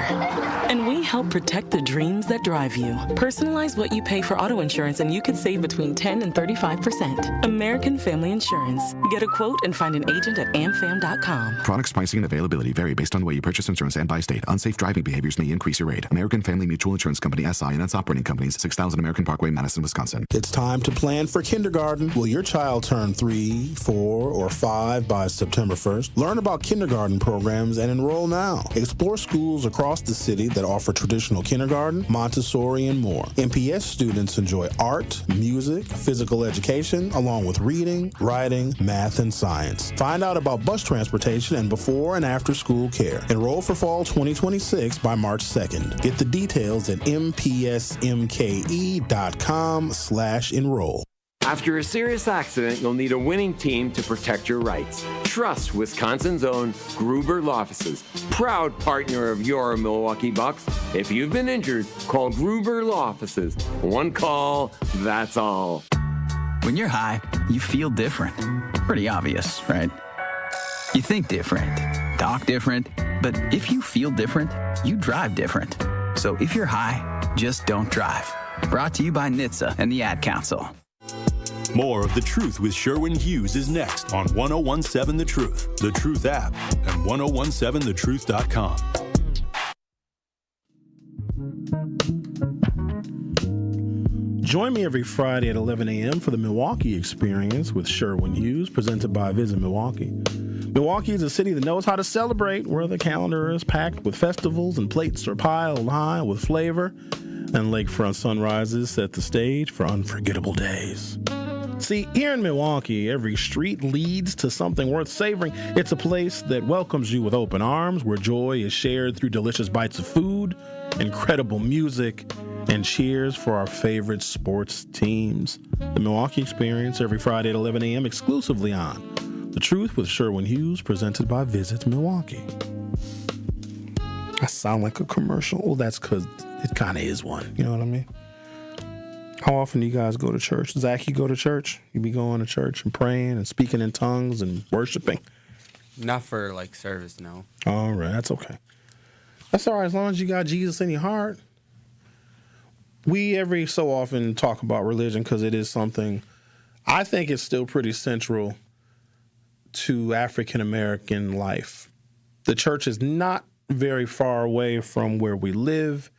It also has a very deep and important history in the African-American story, because it was one of the few safe places where we could go and collectivize and organize and plan and strategize and also worship, find fellowship and faith. And for that reason, the institution is still very important. And so some of the foundational building blocks of our families and our communities were centered in the church. And so the influence it has is still very evident today. But also I would compare conditions-wise, have we really improved commensurate with our church attendance? And this is just stuff I'm throwing out there. I'm not holding the church responsible more or less than policies, politics, elected leaders, political parties, etc. But I know that it is something very central and very foundational. And the other part is, which I think is really important, is it gives people faith and hope. There are some people that they've changed their lives, they've become saved, and they are better people. They might be better moms, they're better dads, they might be better siblings, they might be better employees because they have found faith. I absolutely love that, and I'm not tarnishing what it does for people. Here's where we get into a little bit of a disagreement, because someone has found something that has done so much for them. They truly believe that it can do the same thing for other people. And I think that those folks that try and convince other people that religion and worship is what they need to do, that's where it can get a little bit argumentative. And we don't take anything away from people that have been helped, and they want other people to feel that same joy. But there also sometimes is a lack of respect, because people may already have joy. They may have found it somewhere else. They might already be doing okay. And they don't necessarily need, or they're not going to respond to someone else trying to convince them that, oh, no, you can have even more joy. You can have joy just like me. And so I think that's where we get into these debates and these diatribes. But because people have accused me of all sorts of things. It's just when I have to look at all sorts of facts, and I only can talk about things that I believe are real and can be proven. Because otherwise, what am I doing? Why would I waste public airspace and airtime talking about things that aren't real, that aren't factual? And the faith is one of those things. It isn't real, but it feels real. It's not tangible. You can't put it in your pocket. You can't build a house with it. But it's something that people feel. And I know that we're very emotional, as we should be, because we're all human beings. And so we can get into some minor disagreements. I know that there are people that call into our programs that have really, really strong opinions on the church, because just like anything else in America, and please let's not forget this, the church can be corrupt too. I'm not saying they all are, but they can be. I used to provide a tremendous amount of information on the Catholic Church, more specifically the Milwaukee Archdiocese, because I was just so fascinated how so much blatant and rampant sexual abuse of children could take place. And then there was an organization that was founded, the Survivors Network of Those Abused by Priests. I think I'm getting the acronym right. It's called SNAP. There's a bunch of people that were part of this class action lawsuit to sue the very wealthy Milwaukee Catholic Archdiocese, which encompasses all the Catholic churches in like a 2 or 3 or maybe 4 county area. Very wealthy organization. The Catholic Church has always been rich. In fact, a lot of colonizers were funded by the Catholic Church because they were all missionaries. You notice how many Christians there are in the Americas? Notice how many Christians there are in the Caribbean? There's also a direct tie-in with slavery. So the Catholic Church always been very, very wealthy. Also, it's corrupt as well.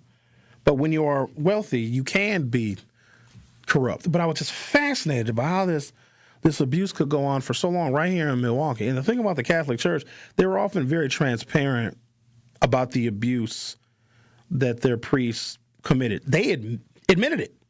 They're like, yeah, here's what we did.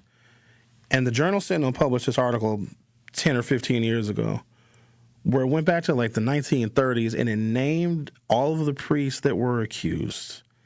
And it said what they did, and it said how the church responded. So there'd be a church, a particular parish, there would be a Catholic priest who offended, sexually assaulted boys. There was only one instance where it was a girl. And you know what it was? It was a Catholic priest that bought a 12-year-old girl lingerie. Now, they considered that sexual abuse, and I'd imagine it probably is because she was 12. But it was always men assaulting boys in the Catholic Church. There was one example the Journal Sentinel published in this huge article that came out maybe 10, 15 years ago, going back to like 1937, about all the different priests that offended. So what happens was, so the priests would get caught. They would be removed from that parish, sent to a church-ordered psychologist. They were given some time off. And then they were reassigned to a different parish. And guess what happened when they were reassigned? Yep, they did the same thing. Sexually assaulted children, boys. So they were removed from that parish, that second parish, assigned a church-ordered or a church-appointed psychologist.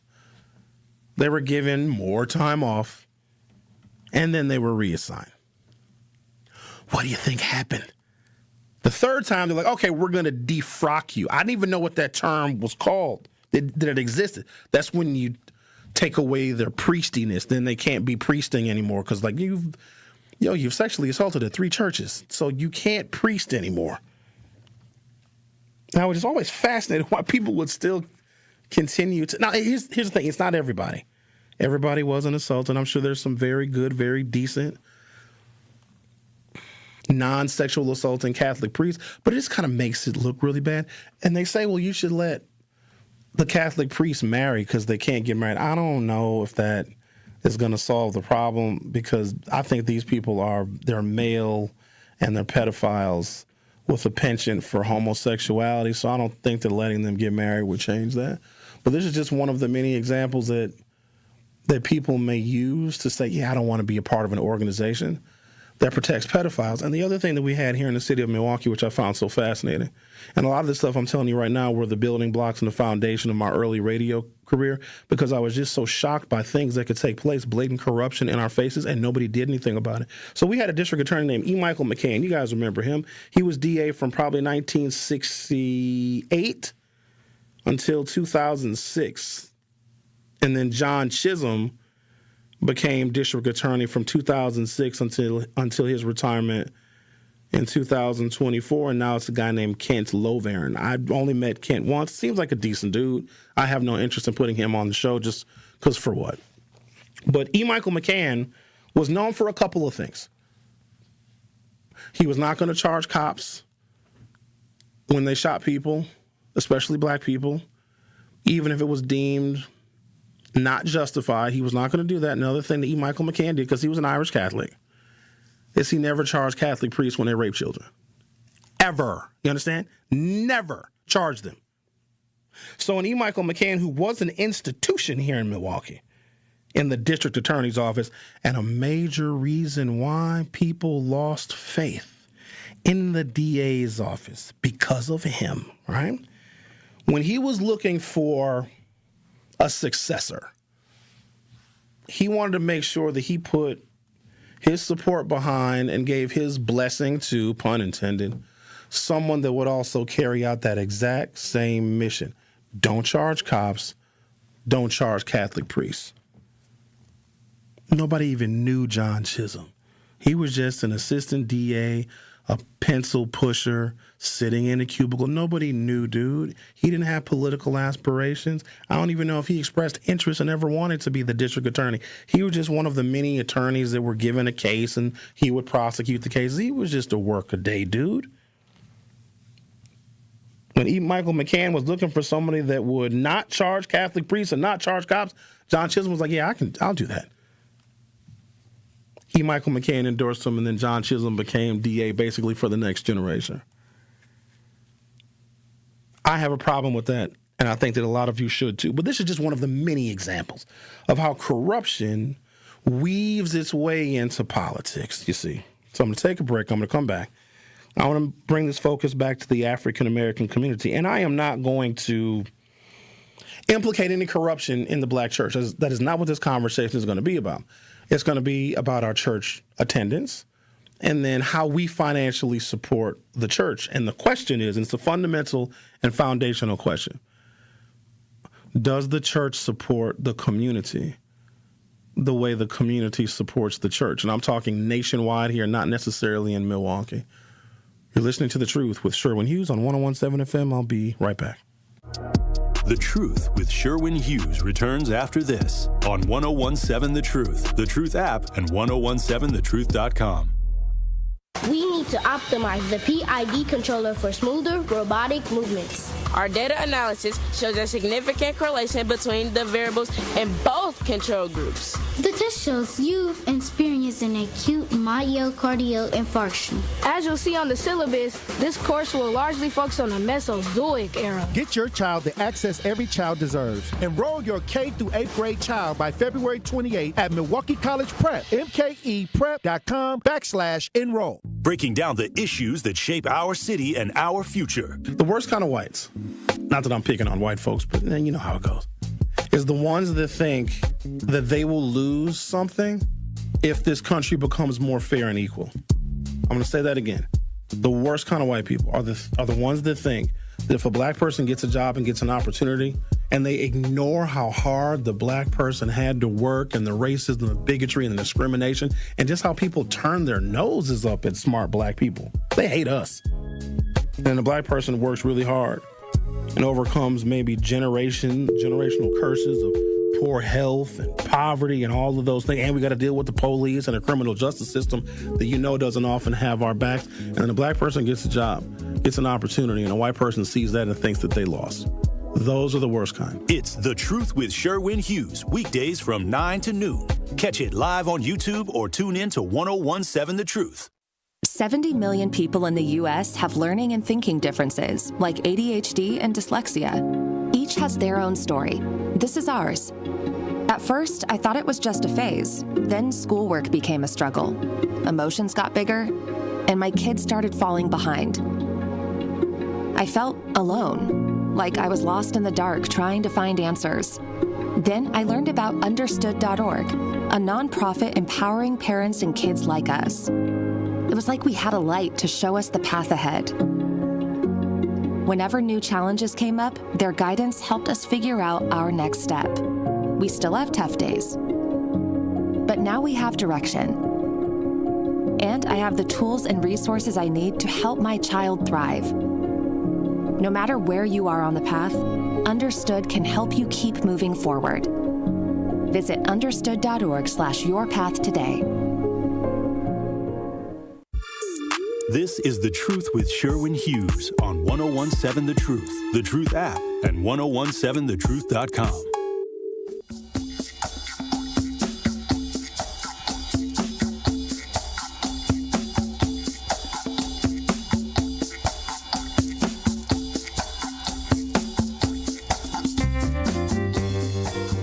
I guess this is some good and/or encouraging news. Black people that are religiously affiliated with Christianity, that's 79% of the African American population. That's significant. 79% of the African American population identifies as some form of Christian. Here's another really important number.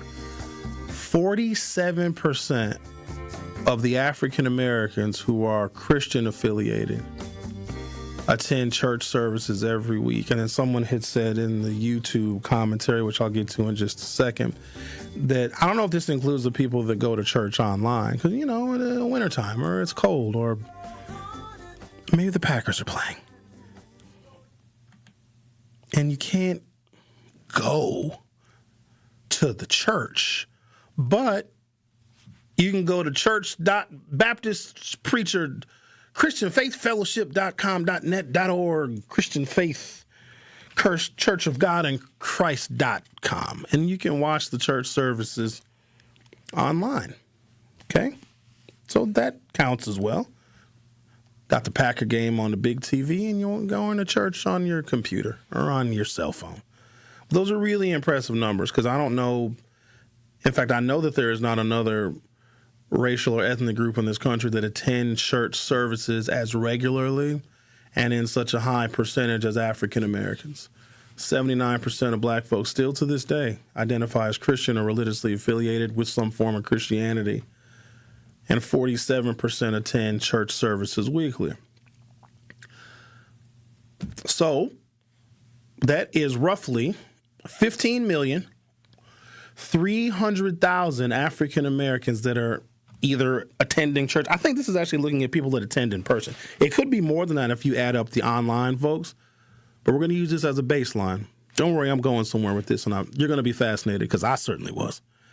So you have 15.3 million African Americans sitting in church pews every single Sunday. And if you've been to a black church, you know what's going to happen. It's going to be a collection. But you got to have a collection. You got to have the building fund and the community fund, and we're gonna have a Sunday dinner for those who care to attend. We'd appreciate it. You could donate so we can buy the fried chicken and the collard greens. Then you got to be able to contribute to the church. Now, here's the thing. They're 501c3s, and you can write that off on your taxes. So contributing to churches is something that we encourage here in the United States of America because it is a tax-deductible donation, and we love that so very much, right? If you're going to owe the IRS $85,000, well, give $85,000 to your church, and then you don't owe the IRS anything. I'm not sure if it exactly works like that, a one-to-one donation versus tax reduction, but it's pretty damn close. And so churches collect a lot of money, and we love that for them because, they're nonprofits. And we also know that they do a lot of good. They give people hope and give people faith. People get married in the church. I didn't get married in the church, though. You guys know I'm married? You guys know that? I mean, I'm not wearing my ring, but no, I posted it on the Facebooks. I'm a married fella. But I decided not to get married in the church. But that's great. I've been to many church weddings. I've been to many church services. We are expected to give, to tithe, if you will. The average annual religious giving by African American households, this is where it gets fascinating. If you're wondering where some of our money goes, you know how you always hear how much spending power African Americans have, that we have like $1 trillion, $1.3, $1.5 trillion of spending power, and a lot of us are consumers. We buy a lot of stuff. We don't really save. We don't really invest. We don't have nearly as many assets per capita as other racial groups, but we are major consumers. We can move entire markets.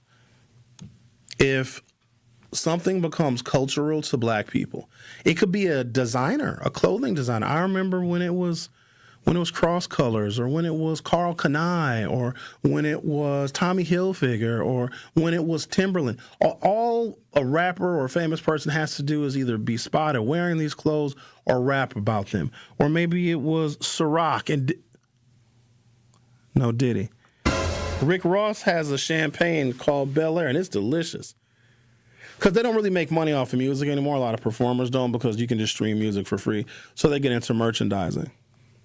But we can move markets. I was commenting on something recently. It's this phenomenon where I think it was Rick Ross that said he preferred lemon pepper. He said it in a rap song how many years ago? Everywhere you go, there's a lemon pepper something. I've never seen it before. I've never seen anything like this. Oh, y'all got lemon pepper fried extra hard? What? Where did it even come from? So we can move markets. We have a tremendous amount of spending power. There's another phenomenon that came almost out of nowhere. Black people never drank tequila. We didn't. We did not. You know what we drank? We drank cognac. More specifically, Crevassier and Hennessy. Those have been cultural spirits for African Americans going back a very, very long time, and there's a reason why. But tequila is a new phenomenon. I don't know where it came from, but in the last probably 20 years, T-Pain had a song about Patron. Hip-hop and tequila go hand in hand, and now you got black folks drinking Casamigos. There's so many different kinds of tequila. They even have a tequila lemon drop, which is a uniquely black creation. You guys know how I feel about tequila. I don't care for it because it's new. Even though it's always been there, that's not what we drank.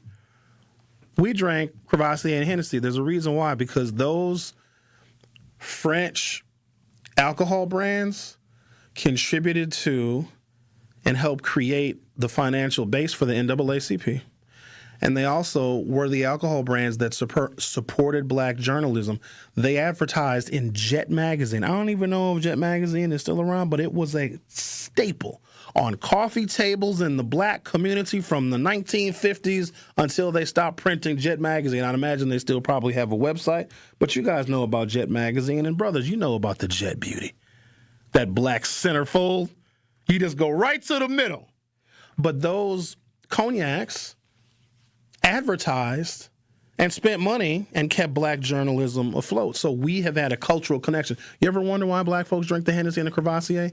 Like, this generation knows nothing about it, but it's been handed down and passed down since the early part of the 20th century. There you go. You're welcome for that bit of information. The average annual religious giving by African-American households to the church is $1,897 per year on average. That is more than any other racial group. And none of this is bad. I think this is great that we are giving that much to these institutions that give us hope, that give us faith. We pray together, we worship together, we fellowship together, and we build a sense of community. Even if you're not into all of the Bibles and all of the stories and all the fables, it is the social aspect. It's the safety of going to church. Even though I don't go to church regularly, every time I go, I feel a little bit better. I really do. Now, I don't need to go every week. I don't really do much every single week other than come to work 5 days a week. I don't really have routines like that. But I understand the appeal, especially in a world that beats us up so much. So the weekly equivalent is roughly $36.50 per person per week that African Americans give to the black church intentionally and specifically. Here's where it gets overwhelming. 15,300,000 African Americans going to church every single Sunday with an average contribution of $36.50. Do you know how much money that is in a year that we give to the church? $550 million every year we are giving the black church $500 million. I'm going to pause there. Take a break. Come back. I'm going to tell you where that money goes. That's a substantial amount of money. That money could go anywhere, but it doesn't. We'll talk about where it does go on the other side. The Truth with Sherwin Hughes on 101.7 FM. We'll be right back. You are listening to The Truth with Sherwin Hughes on 101.7 The Truth, The Truth app, and 1017thetruth.com. In 1987, the Bucks took on the world and changed basketball forever. At stake, basketball supremacy in the United States. Bucks versus the World, narrated by Charlie Behrens, is the new season of Behind the Bucks podcast, presented by Gallagher, your trusted insurance broker and HR and benefits consultant. It's the untold story of the 1987 McDonald's Open, when the Bucks became the first NBA team to face the Soviet Union. Listen now on Bucks.com/plus, the Bucks app, the ESPN Wisconsin app, and wherever you get podcasts. Hi, this is Sherwin Hughes from 101.7 The Truth, and I want to talk to you about something bigger than just buying a house. I'm talking about building a legacy. Owning a home isn't just about four walls and a roof. It's about giving your kids a place where memories are made, where birthdays are celebrated, and where they always belong. It's about planting roots, knowing your neighbors, waving from the porch, and being a part of a community that feels like family. If you've been renting and wondering if home ownership is even possible, Axe Housing is here to work with you. An Axe Housing coach will help you create a plan, a budget, and move step by step toward owning a place you can truly call your own. They've already helped over 4,000 families become homeowners, and many are paying less than they were paying for rent. Don't let where you are today stop your families tomorrow. Start your journey at axehousing.org. That is ACTShousing.org. Your legacy begins at home.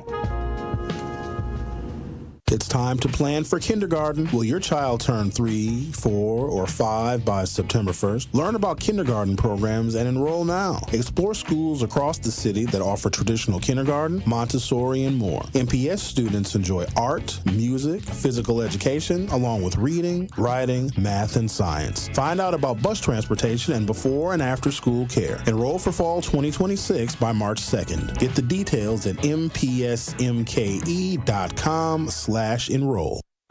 Wisconsin is as hard-working of a place as you'll ever find. There's a sense of pride, community, and work ethic that's second to none. People here are tough, but even the toughest among us need help after a serious accident. At Gruber Law Offices, we won't stop fighting for you and your family. We've been here and will continue to be here for as long as you need us. Gruber Law Offices. One call, that's all.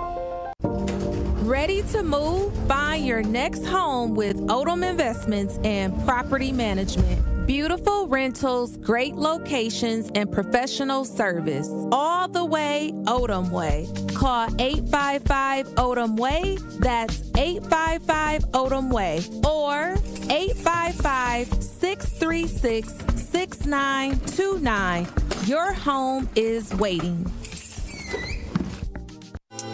More of The Truth with Sherwin Hughes is next on 1017 The Truth, The Truth app, and 1017thetruth.com.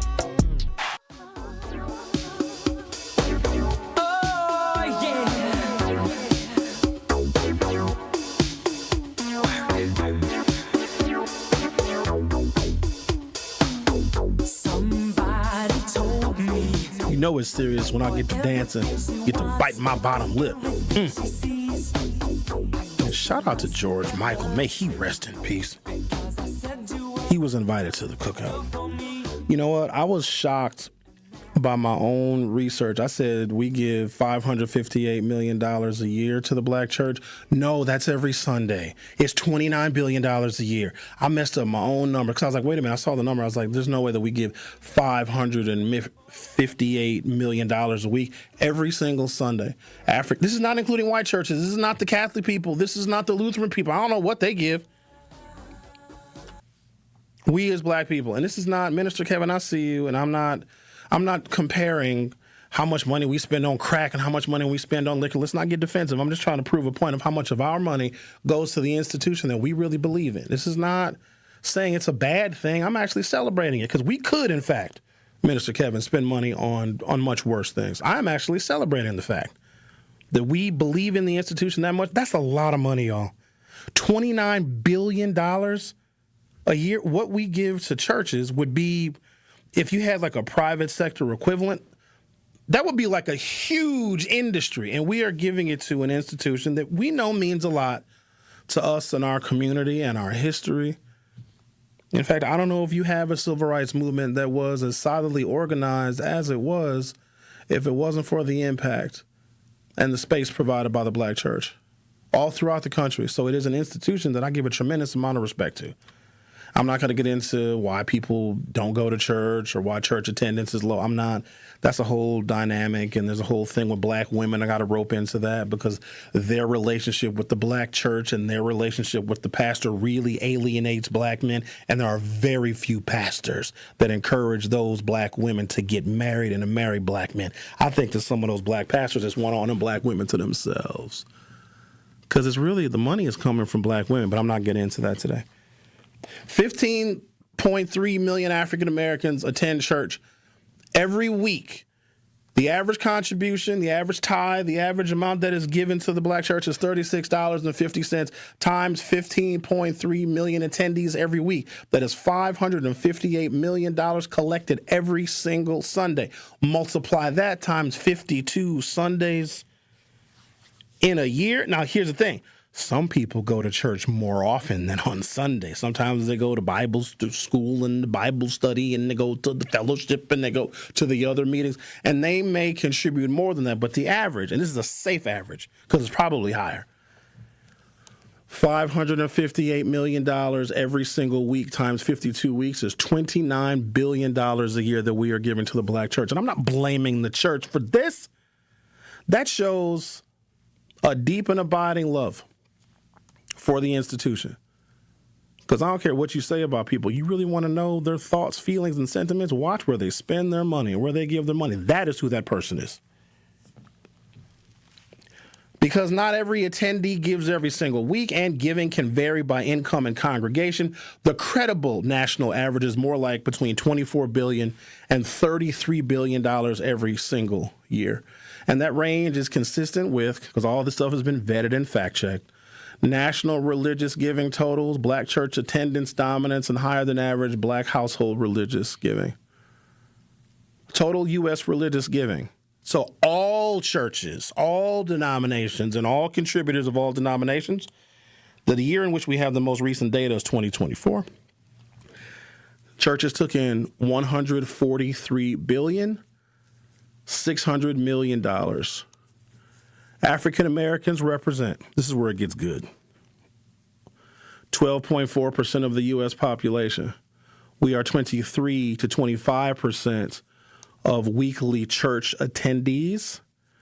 And we have the highest per household giving of any religion.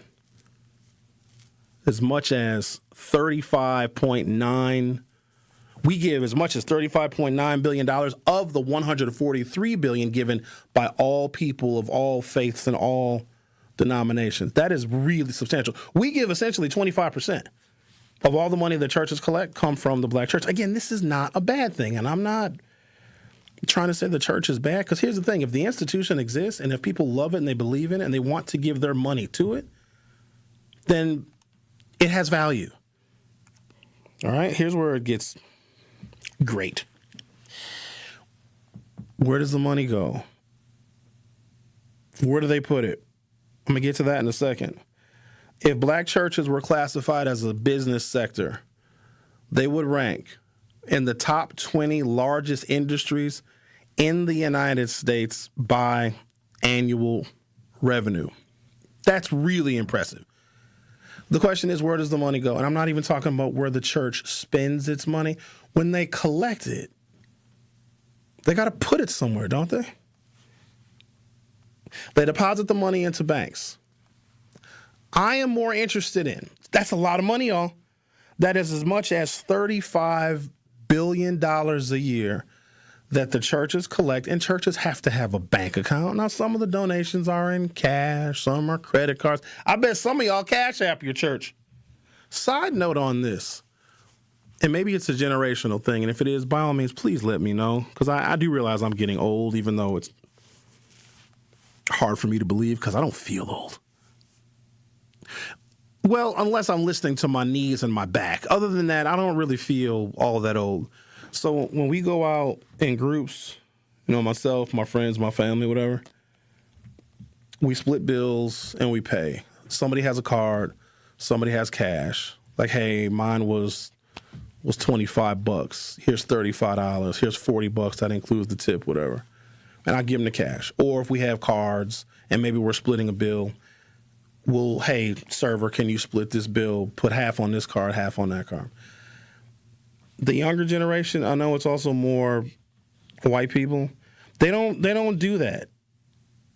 They'll buy each other like, oh, I'll buy the coffee. Here, I'll Cash App you $2.19. Instead of saying, oh, I'll just get coffee next time, or oh, I'll catch you next time, or I'll buy dinner next time, or I'll catch lunch next time. Oh, here, I got $20 in cash. Here, I'll Snapchat cash you $13.19. I got to figure out how much with the taxes and with the tip that I owe you. I don't really use those services like that. And maybe it's because I'm older. I do it the old-fashioned way. It's credit card. They Cash App, Venmo. Oh, Sherwin, just Venmo me. No, I'd rather not. I don't even want to have those apps on my phone. But I have them anyway because, oh, Sherwin, here, just Venmo me. Well, no, here, you pay me. I'll take care of lunch. We'll split lunch, or I'll buy it this. Oh, no, I'll Venmo you next week Friday. What? Why don't you have a $20 bill? We don't carry cash. Zach said they don't carry cash. I guess that makes sense. I prefer cash because then it's easier for me to budget because I'll get paid and then I'll withdraw some cash from the ATM. And that's my money. I'm going grocery shopping with that. If I want to go kick it, go hang out with friends, I'm spending that cash. I'm not putting anything on credit cards. I'm not using my debit card.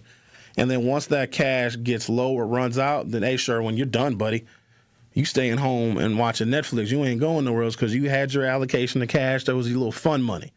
Now, the bills and all that, I pay directly out of my checking account. Your checking account should only be for transactions and taking out cash on occasion. Stop paying with stuff with your debit card. We had that conversation before. Use a credit card that gives you cash back rewards.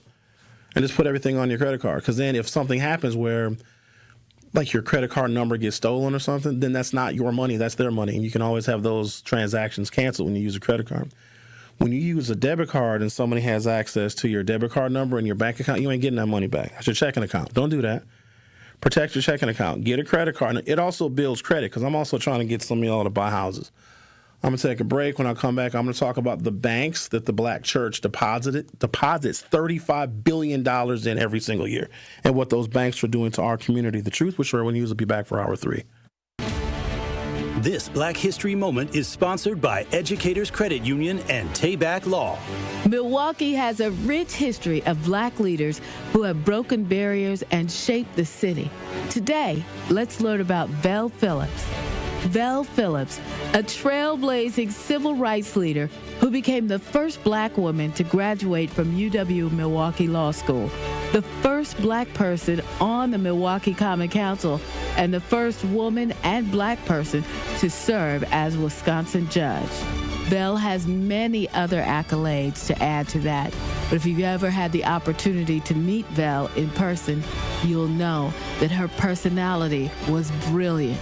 A Milwaukee icon, a true trailblazer, Vel R. Phillips. This Black History Moment is sponsored by Educators Credit Union and Tayback Law. Did you know that for 80 years, Paralyzed Veterans of America has been a lifeline for our nation's veterans with spinal cord injuries and diseases like MS and ALS, and all people with disabilities? In just the last 12 months, PVA has funded research of the first non-addictive pain medication in over a decade, partnered with an award-winning sports anchor to fight for accessible medical care for women veterans, ensured all women with disabilities feel seen and empowered with help from a top cosmetic company. And that doesn't even include what PVA have done over the last 80 years, like secured the passage of the Americans with Disabilities Act, pioneered wheelchair basketball, helped design iconic landmarks, made the DC Metro a model transit system, and wrote and distributed resources in over 60 countries in 4 languages. None of this would be possible without your help. Every breakthrough, every battle won, and every life impacted is driven by you. Visit PVA.org to learn more.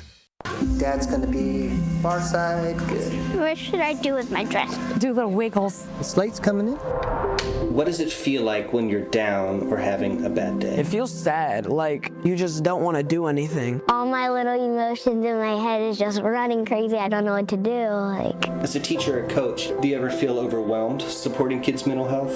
I had never experienced players being so down that they can't even participate. You're just in tears in the huddle. I didn't know what to do. Teachers need tons of help. Kids Mental Health Foundation offers educational materials to help guide conversations with our students. It's so important that we are constantly educating ourselves. It's the same as the CPR class to me. We're trying to save a life here. The Kids Mental Health Foundation has free tools and information developed by experts because kids' mental health starts with all of us. Scan the QR code or check out kidsmentalhealthfoundation.org to get started. You're listening to the new 1017 The Truth, founded in partnership with Gruber Law Offices. One call, that's all. 1017 FM, 1510 AM, WGKB Waukesha, and W269DL Milwaukee, a locally owned Good Karma brand station. It's The Truth with Sherwin Hughes on 1017 The Truth, The Truth app, and 1017thetruth.com.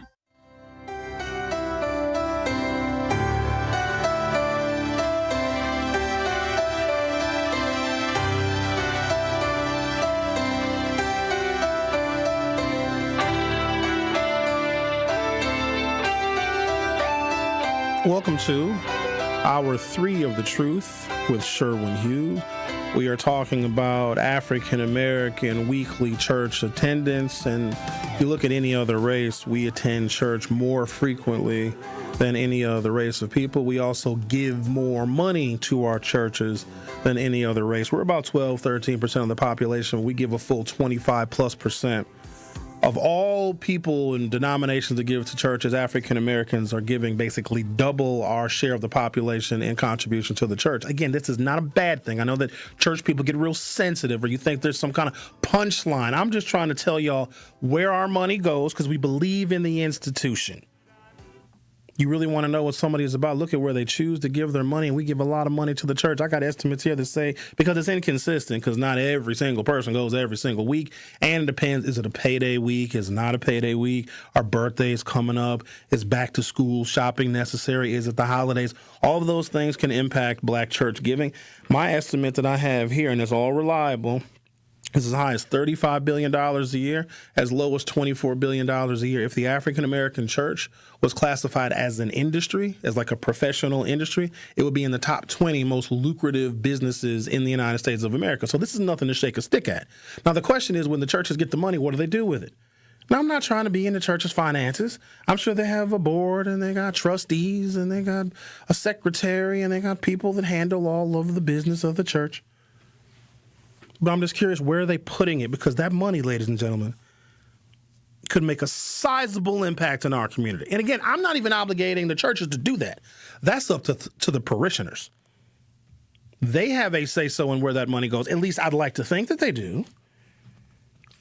Black churches generate so much giving, the article says, highest weekly religious participation in America. That's African Americans. We have a strong theological emphasis on tithing. Central social, political, and community role. You know, when we have elections, you know where a lot of these elected officials want to go? They want to go to the black church. They want to be invited to speak to black parishioners because there also is a strong correlation with church attendance and voter participation. And the influence that black church attendees have on other members of the community and members of their family is huge, because that mama, that grandmama that goes to church every Sunday, listening to pastor, and pastor's inviting Tammy Baldwin, pastor's going to invite David Crowley. Pastor better not invite Jocasta Zamaripa. I said it, I'll say it again. Keep her away from our churches and our people. If she is afraid of a black man that gets mad that she stole his legislation, then she should be scared of the black vote. Don't worry, I'll repeat that as the Secretary of State race grows closer. If black churches were classified as a sector, they would rank among the top 20 largest industries in the United States by annual revenue. I have a list of the banks that they deposit as much as $35 billion in every single year. That's a lot of money, y'all. And we know that the banks play a really significant role in investment in businesses, small business loans, and mortgages. So I'm going to give you the details of where we as black people that attend church at higher levels than anybody else and give more than anybody else talk about the banks that we put our church money in and what the banks do with that black money. First, let's talk to Steve from Greenfield. You're on 101.7 The Truth. How are you, Steve from Greenfield? Hey, how you doing, Sherwin? Long time no hear. You raised a question with the money.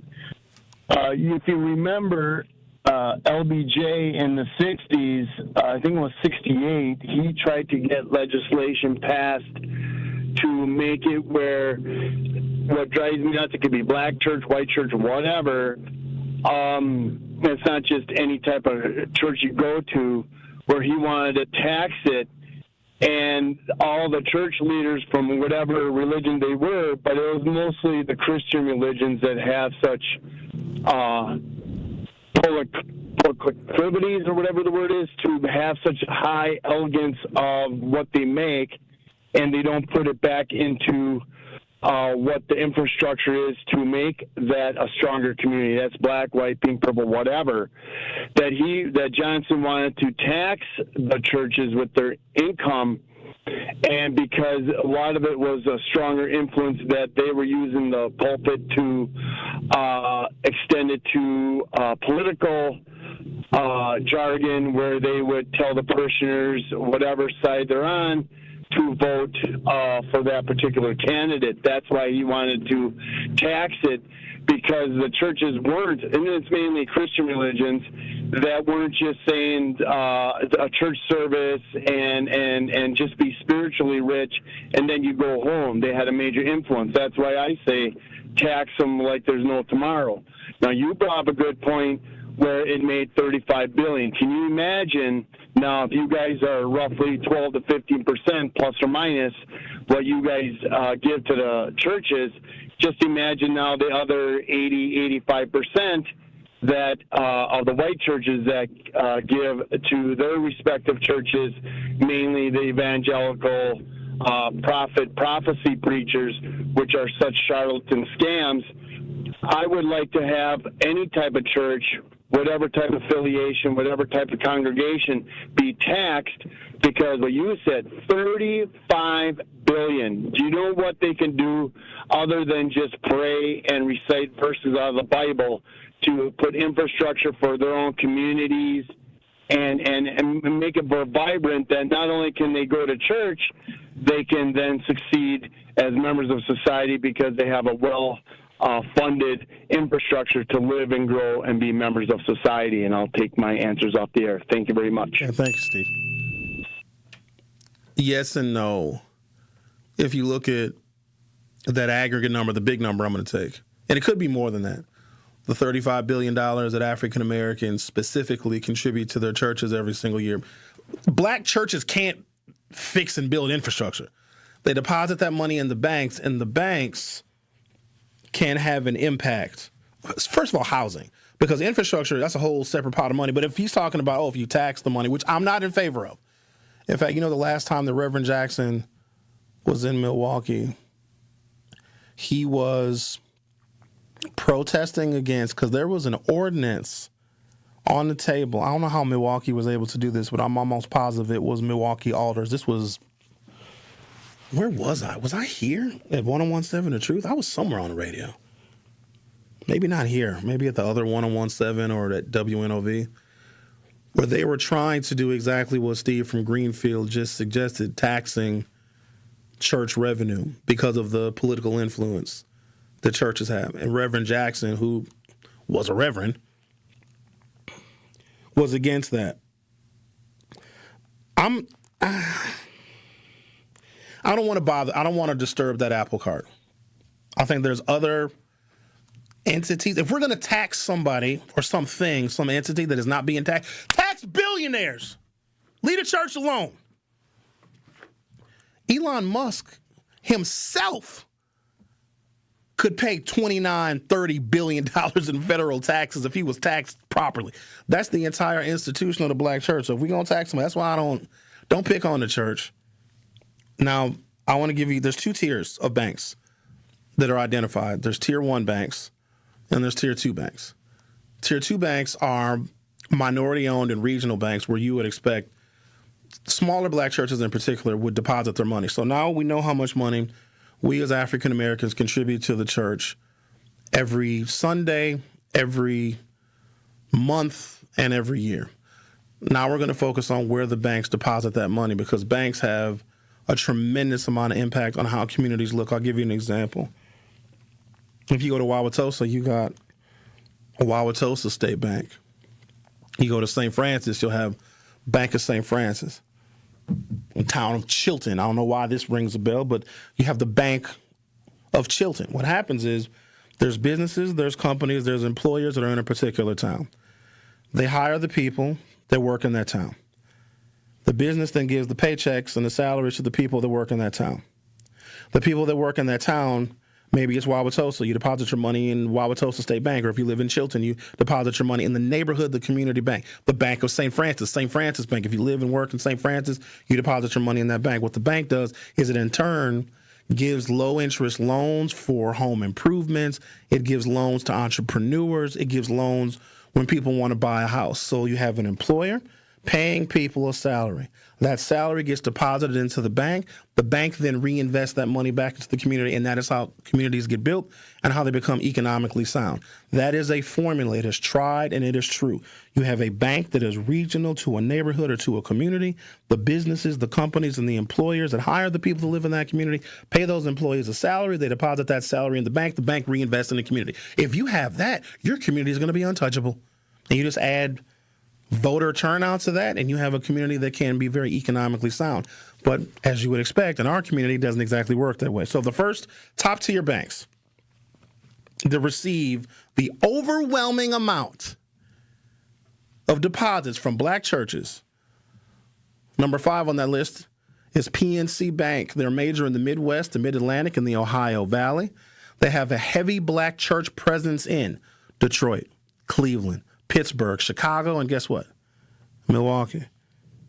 Large majority of African-American churches in this city deposit their tithes and their donations in PNC Bank. Again, this is not necessarily a bad thing.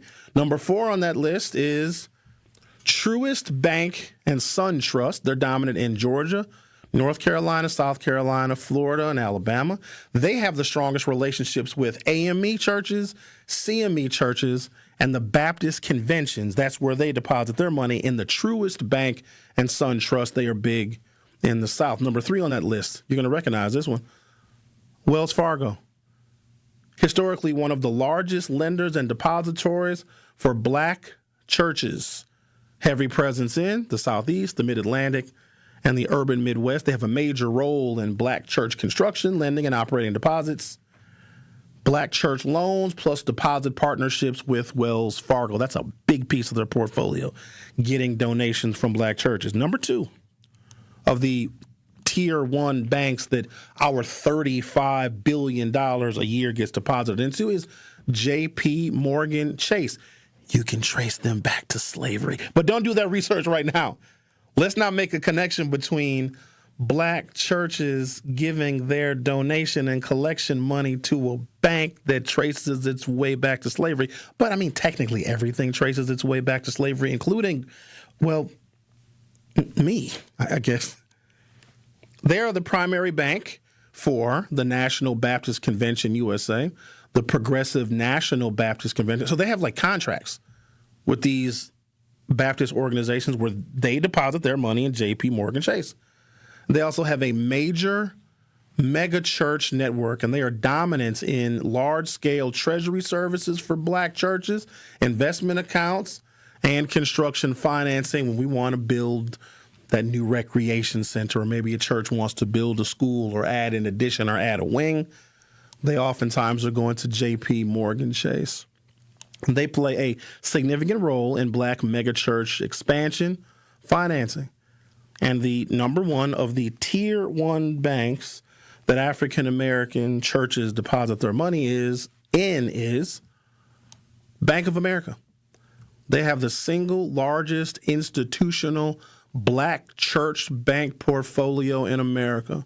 They are the primary banking partner of AME, Church of God in Christ, Baptist, and large non-denominational black mega churches identified repeatedly in collective banking programs in Washington, D.C., Chicago, Atlanta, and L.A.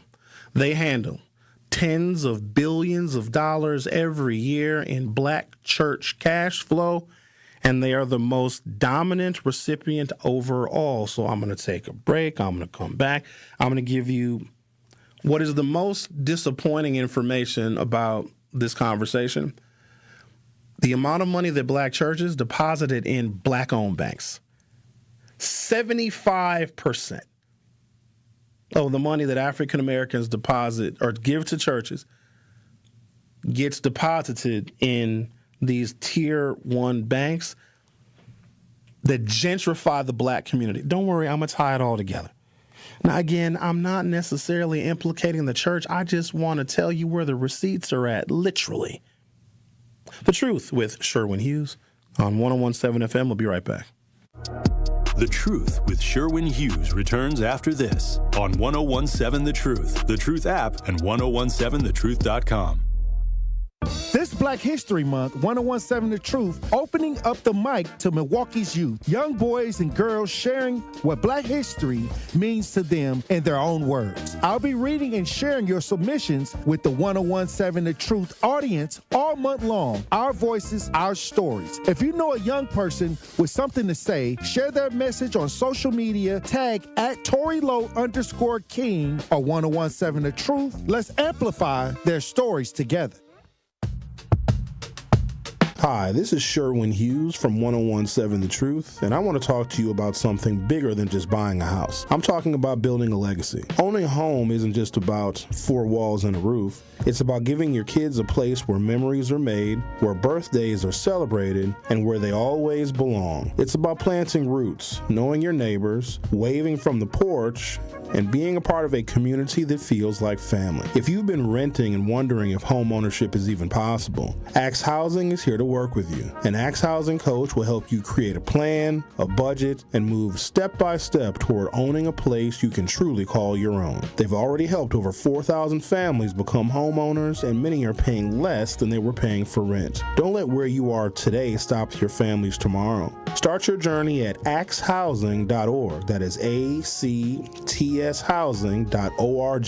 Your legacy begins at home. I walk on the shoulders of giants who have come before me. I am ASAP and Maya Angelou. I am Marva Collins and Frederick Douglass. From A to Z, I celebrate, emulate, and commemorate their example. This is part of the Declaration of Excellence Milwaukee College Prep Scholars recite, not just during Black History Month, but each and every morning, because our students don't just honor history, they're determined to shape it. Enroll your scholar at MilwaukeeCollegePrep.com. Life's better with American Family Insurance because we know you love working weekends. If it means working on your dream home, both inside and out. And we're here to help protect those dreams so you can enjoy peace of mind. Save up to 40% when you bundle home and auto. American Family Insurance. Get a quote and find an agent at amfam.com. Products, pricing, and availability vary based on the way you purchase insurance and by state. Some exclusions apply. American Family Mutual Insurance Company, SI, and its operating companies, 6000 American Parkway, Madison, Wisconsin. Many wins. Many wins. Waiting at Potawatomi Casino Hotel, Milwaukee. This February, you could break the bank and get down with a share of $300,000 in prizes. Bust out your rewards card and play to earn entries. It all goes down with Thursday drawings. Break the bank. Only at Potawatomi. More info online. Must be 21 and a rewards member to play. You are listening to The Truth with Sherwin Hughes on 1017 The Truth, The Truth app, and 1017thetruth.com. The award-winning 1017 The Truth proudly celebrates Black excellence and the most monumental moments in our history. All month long, or for exactly 3 more days, we're honoring the Black history voices, the stories, and the achievements that have shaped our past, empowered our present, and continue to inspire our future. Tune in to Dr. Ken's Trivia, spotlighting powerful facts. Apparently somebody called into that show and they thought it was me that called in to play Dr. Ken's Trivia, but I assure you that wasn't me. Also, tune in to Tori Lowe's Our Voices, Our Stories, amplifying the youth, perspectives, and lived experiences that define who we are. 1017 The Truth celebration of Black History Month is proudly sponsored by Educators Credit Union and Tayback Law. So we are discussing the overwhelming amount of money and cash that African American church parishioners give to the church every single week and every year, and then where that money gets deposited to, and then what are the banks doing with that money? And this is where I want to put the focus. So 15.3 million African Americans every Sunday are going to church. That is the highest percentage attendance of any other racial group. And we give on average, of the 15.3 million black folks that are sitting in church pews every Sunday, we give an average of $36.50. Now that number varies widely. It depends on, is it a payday? Is it not a payday week? Our holiday is coming up. Do we have to go shopping, back to school shopping? Do we have a lot of bills due? But it averages $36 per person every single week. That is $558 million every week, and it varies. It can be as much as $35 and as little as $29 billion every single year. This is just black churches. The entire amount of money in America that is given to all religious institutions, this includes the Catholics, this includes the Lutherans and the Episcopalians and the Methodists and all of those, is $143 billion. Black people are roughly 12, maybe 13% of the population, but we give about 25% of all the money given to churches in this country. And I'm not saying that's a bad thing. I'm also not calling for churches to be taxed. Where we can put our focus is, why do black churches deposit their money in banks that have a history of destroying and gentrifying the black community, particularly who they give and do not give mortgages to?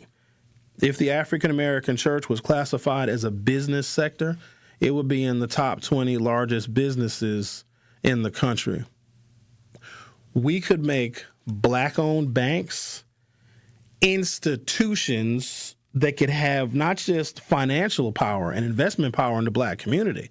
They could be a political force, but for some reason, and I'm not here to analyze the reasons why. I don't know what deals were made, why especially black megachurches and black conventions like the Progressive Baptist Convention and the Kojic Convention, why they have these deals with these tier one banks, where those are the banks that are selected to handle the finances for the churches. And when churches want to build, when they want to expand, when they want to add a school, these are the institutions that are approving those loans. And yes, those loans are predatory. But let's talk to... Yeah.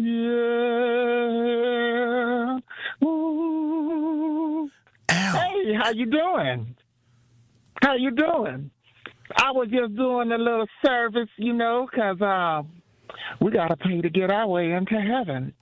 But you know what's so funny? And everybody has a right to do what they want to do. But that pastor is sending his kids to the best and private schools.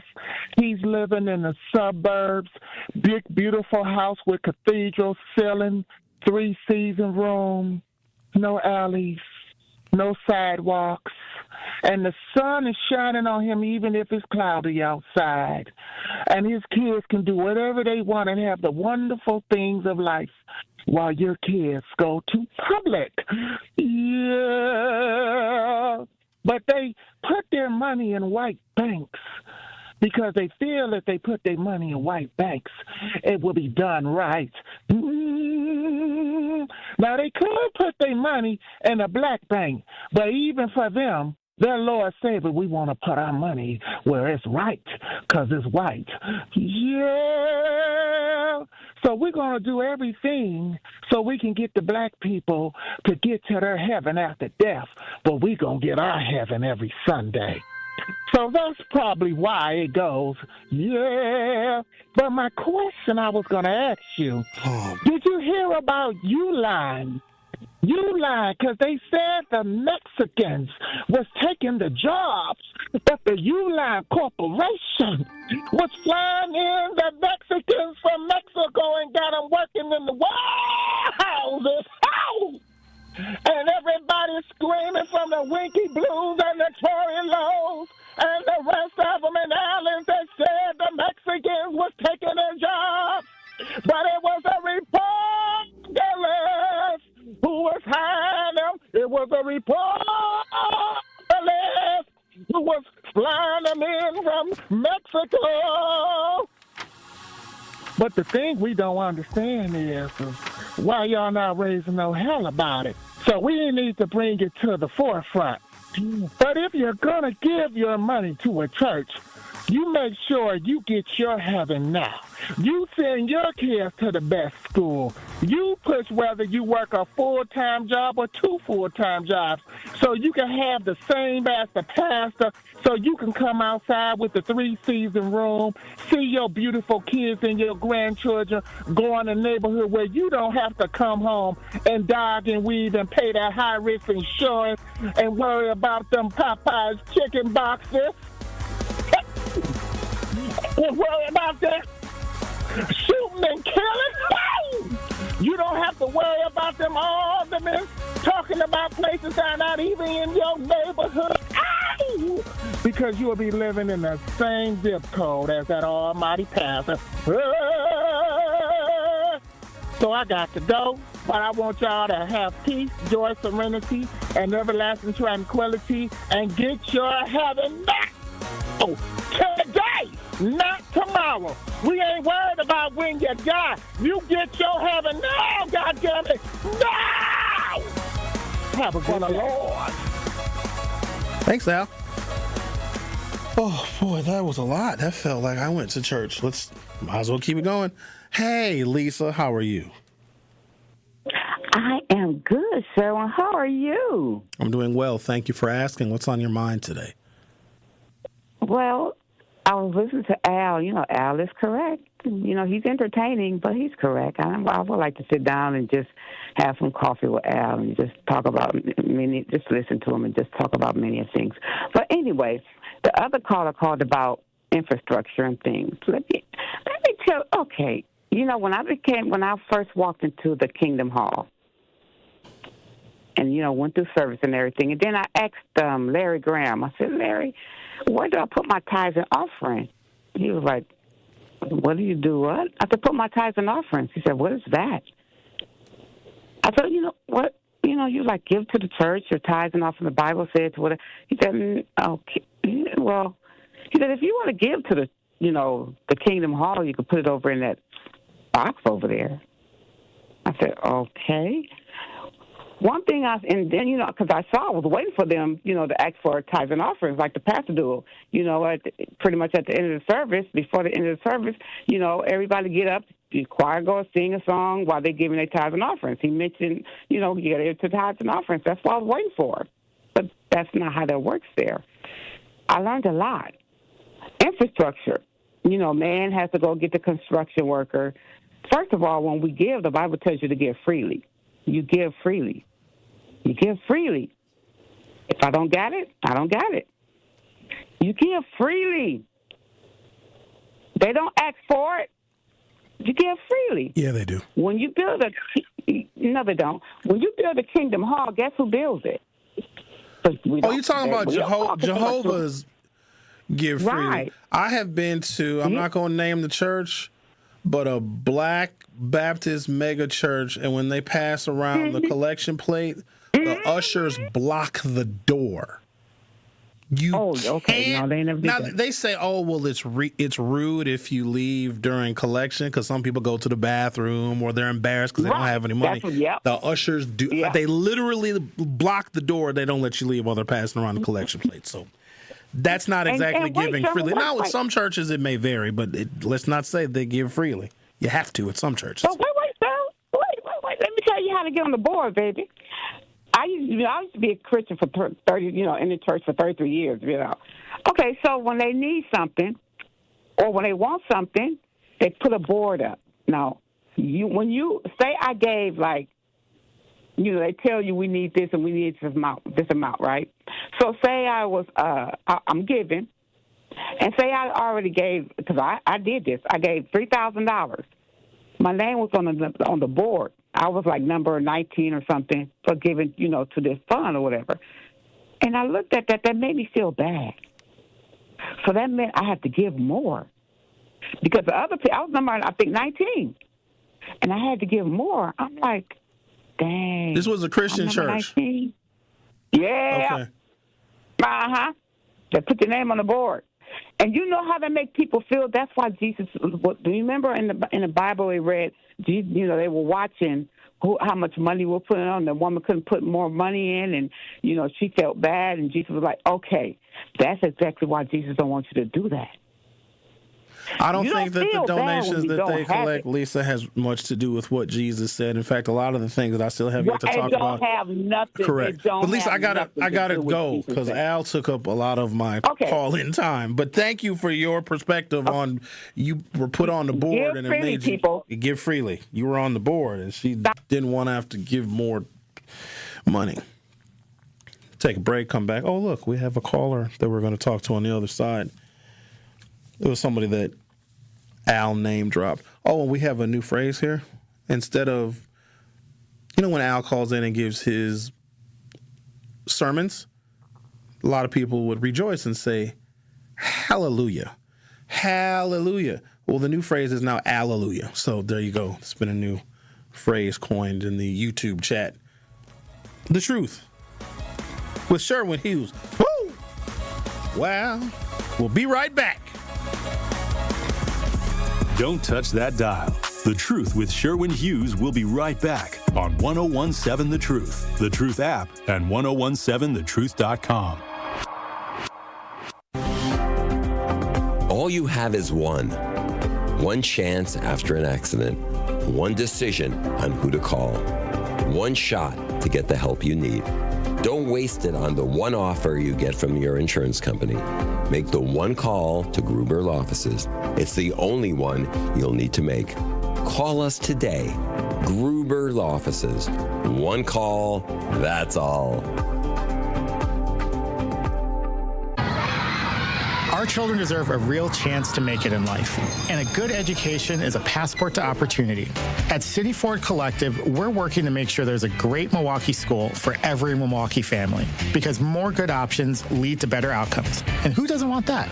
Together, we can give every child the foundation they need to thrive, and a stronger future for kids means a stronger future for Milwaukee. To learn more about our mission, visit us at cityfordcollective.org. That's cityfordcollective.org. Thank you, Milwaukee. Because of you, the second annual Truth Community Awards was an unforgettable celebration of the leaders, changemakers, and heroes who make our city shine. A special thank you to our incredible partners, Milwaukee College Prep, the Milwaukee Bucks Foundation, Gruber Law Offices, Steinhoffels, Cousins Subs, and 3rd Street Market Hall. And thank you to our presenting sponsor, Potawatomi Casino Hotel. Together, we're celebrating community, culture, and impact. We'll see you next year at the Truth Community Awards. 70 million people in the U.S. have learning and thinking differences, like ADHD and dyslexia. Each has their own story. This is ours. At first, I thought it was just a phase. Then schoolwork became a struggle. Emotions got bigger, and my kids started falling behind. I felt alone, like I was lost in the dark trying to find answers.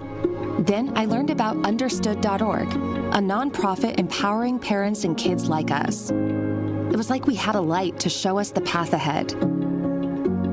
Whenever new challenges came up, their guidance helped us figure out our next step. We still have tough days, but now we have direction. And I have the tools and resources I need to help my child thrive. No matter where you are on the path, Understood can help you keep moving forward. Visit understood.org/yourpath today. More of The Truth with Sherwin Hughes is next on 1017 The Truth, The Truth app, and 1017thetruth.com.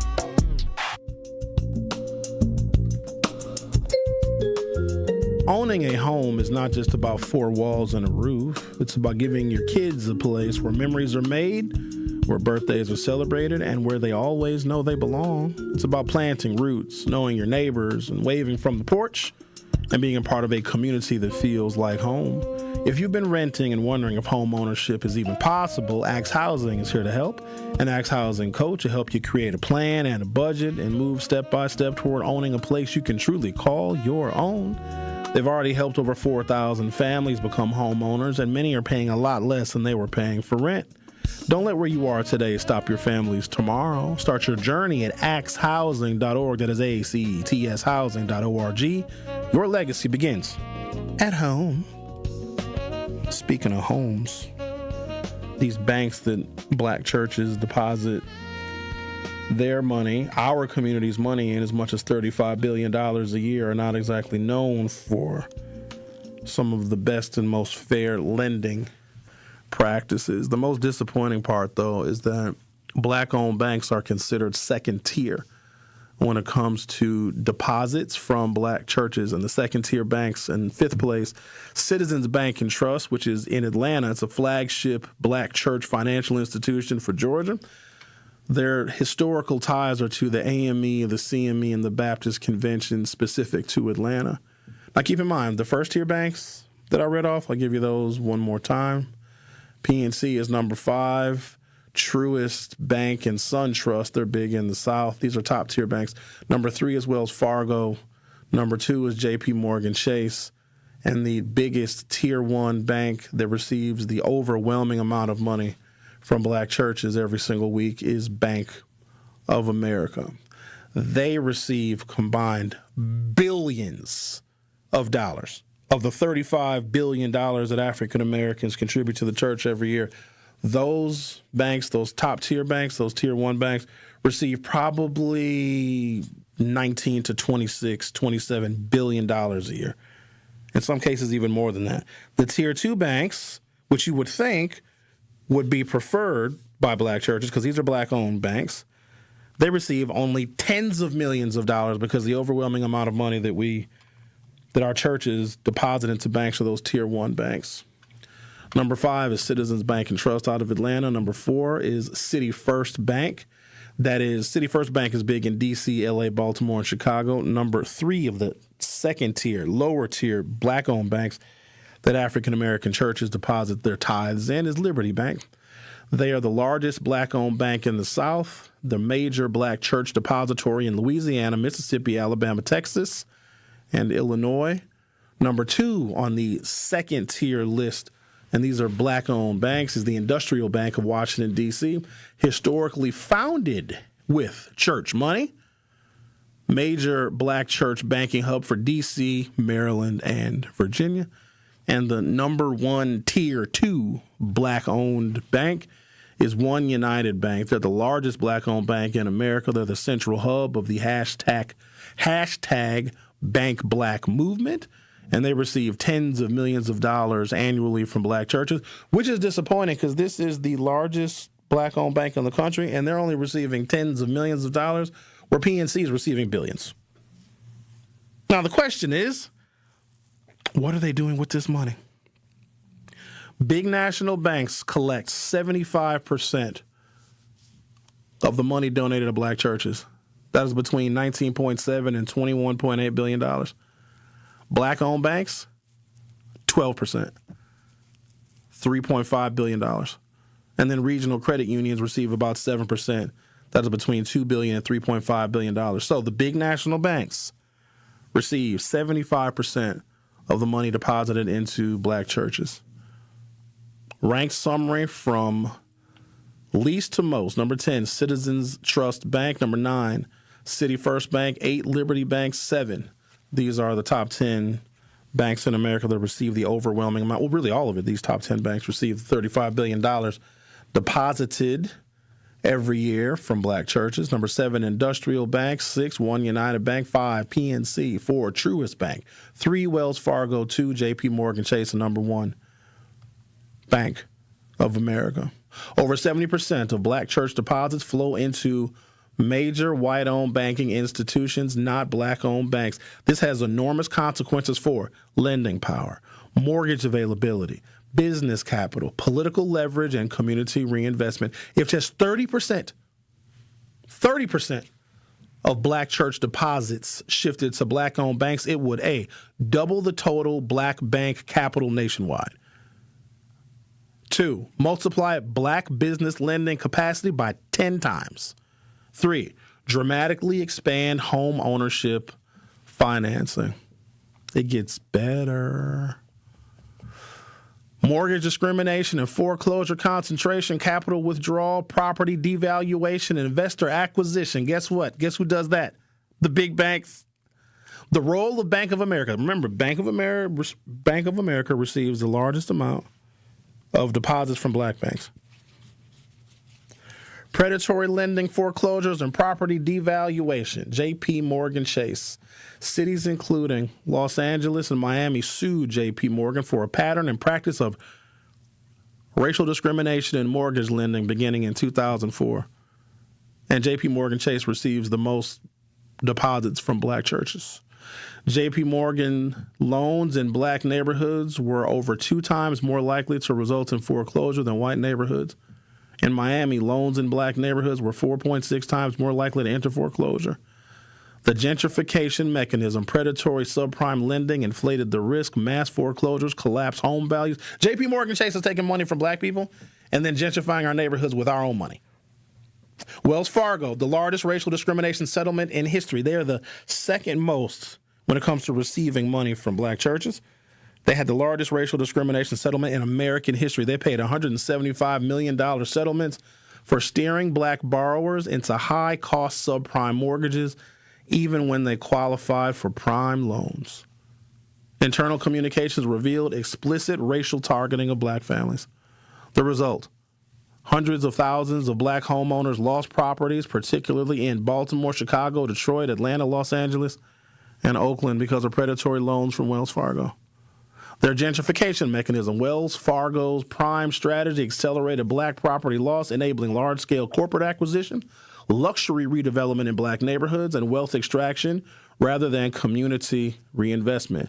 Bank of America, the Department of Justice found redlining and lawsuits against Bank of America. Bank of America was repeatedly sued by U.S. cities for redlining black neighborhoods, predatory lending, and refusal to refinance distressed black borrowers. County lawsuits against Bank of America, Chicago, Atlanta, and Los Angeles. Let's talk to Alan. You're on 101.7 The Truth. Hi, Sherwin. How are you? I'm doing good, Alan. I'm doing all right. You know what? I got you. Your talk was so hot that I had you sitting in here on the shelf of the refrigerator to cool off the phone. You're laying down some real truth.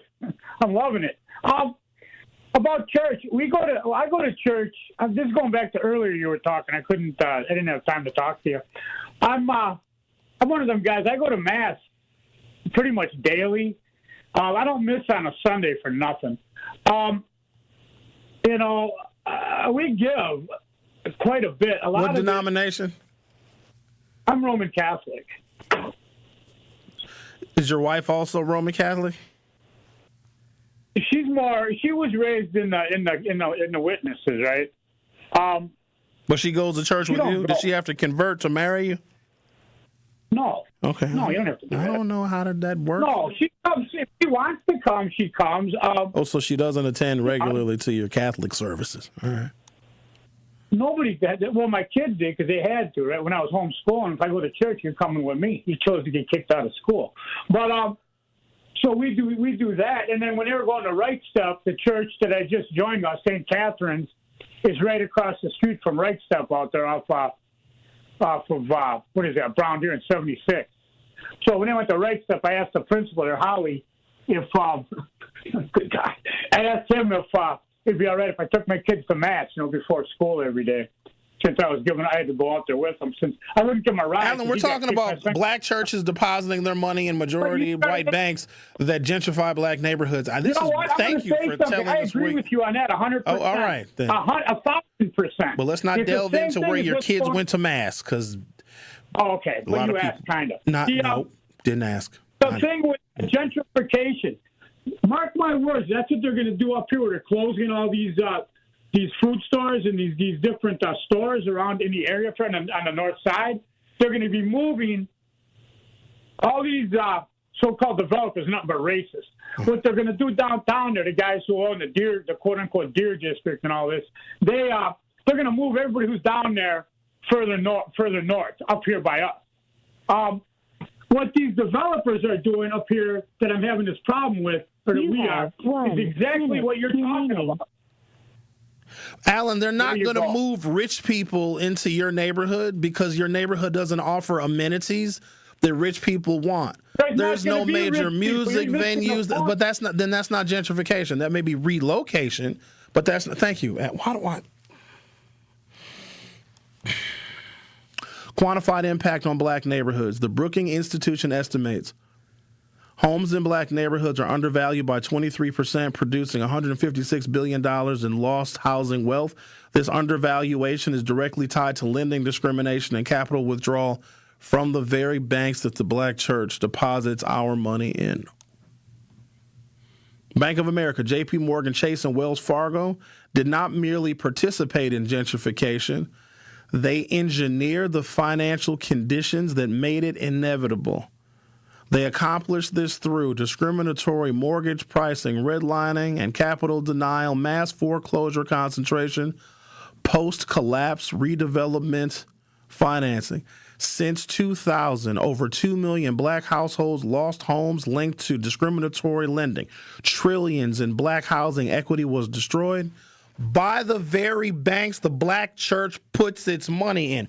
We are literally loading the gun and shooting ourselves by depositing black church money into banks that are destroying and undervaluing the black community. And again, I'm not telling the black church to change its course. But if it decided to, it could have more impact than public policy could. The Truth with Sherwin Hughes on 101.7 FM. We'll be right back. More of The Truth with Sherwin Hughes is next on 1017 The Truth, The Truth app, and 1017thetruth.com.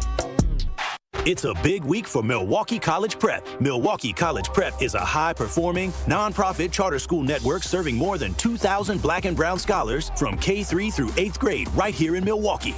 Join MCP as we celebrate Black History Month. Hear directly from their alumni and scholars as they share what Black History Month means to them, the pride, the legacy, and the responsibility to lead. Because Black History isn't just a month, it's the foundation of our future. Milwaukee College Prep, building scholars, shaping leaders, inspiring tomorrow. Hi, this is Sherwin Hughes from 1017 The Truth, and I want to talk to you about something bigger than just buying a house. I'm talking about building a legacy. Owning a home isn't just about four walls and a roof. It's about giving your kids a place where memories are made, where birthdays are celebrated, and where they always belong. It's about planting roots, knowing your neighbors, waving from the porch, and being a part of a community that feels like family. If you've been renting and wondering if home ownership is even possible, Axe Housing is here to work with you. An Axe Housing coach will help you create a plan, a budget, and move step by step toward owning a place you can truly call your own. They've already helped over 4,000 families become homeowners, and many are paying less than they were paying for rent. Don't let where you are today stop your families tomorrow. Start your journey at axehousing.org. That is ACTShousing.org. Your legacy begins at home. Life's better with Drive My Way from American Family Insurance, because we know it's more than just a car. It's your escape pod, your adventure mobile, your memory maker. And we help protect the dreams that drive you. Personalize what you pay for auto insurance and you could save between 10 and 35%. American Family Insurance. Get a quote and find an agent at amfam.com. Products, pricing, and availability vary based on the way you purchase insurance and by state. Unsafe driving behaviors may increase your rate. American Family Mutual Insurance Company, SI, and its operating companies, 6000 American Parkway, Madison, Wisconsin. A penny saved earns you a whole new look. Nick Avani's penny sale is on now. Buy one item at the regular price and get a second item for just 1 penny. Suits, shirts, and more for mere pocket change. In honor of Black History Month, Nick Avani's is offering this incredible deal throughout February. So don't miss your chance to step out sharp for 1 measly penny.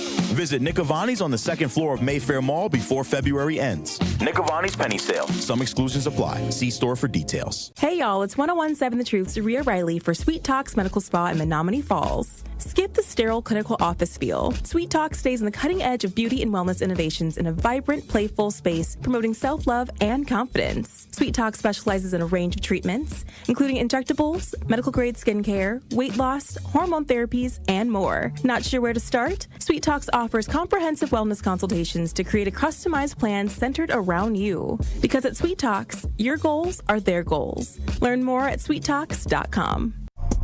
You are listening to The Truth with Sherwin Hughes on 1017 The Truth, The Truth app, and 1017thetruth.com.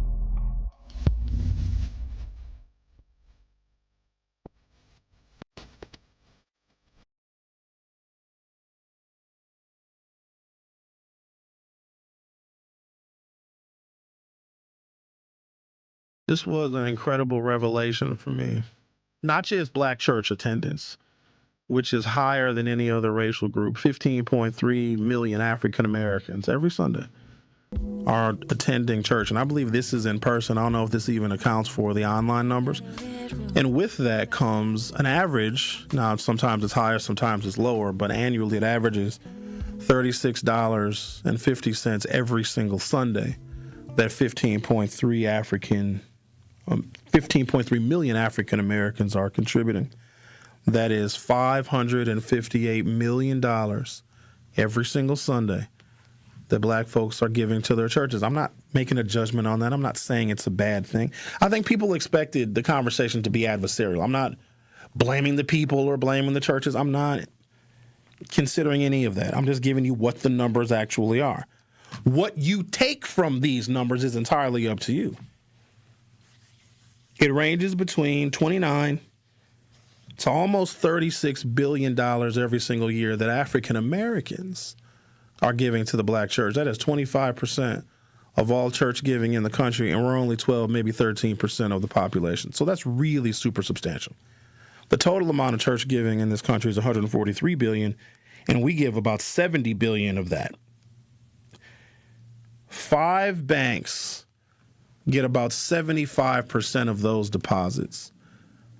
And those banks, which I read earlier, are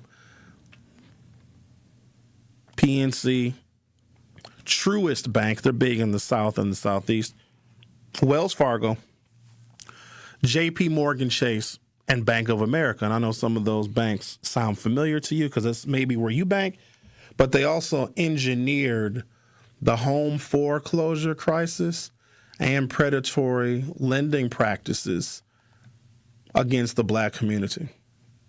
The very banks that get the overwhelming amount of our community's church contributions are hurting our own neighborhood. And I got information about the lawsuits filed against each and every one of these banks.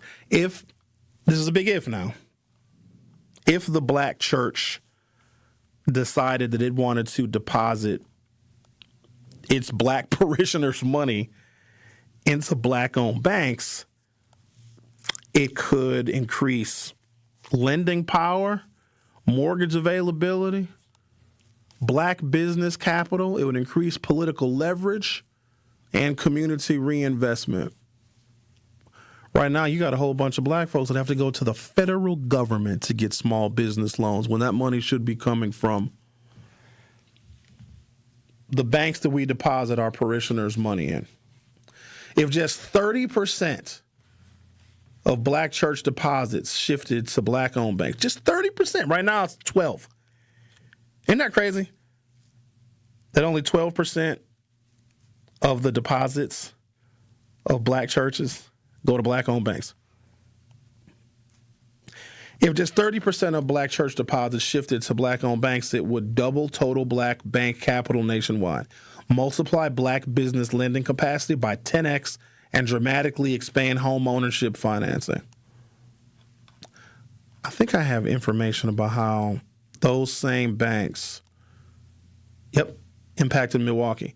How the 5 big banks that receive the overwhelming amount of black church deposits engineered gentrification in Milwaukee's black neighborhoods for 25 years.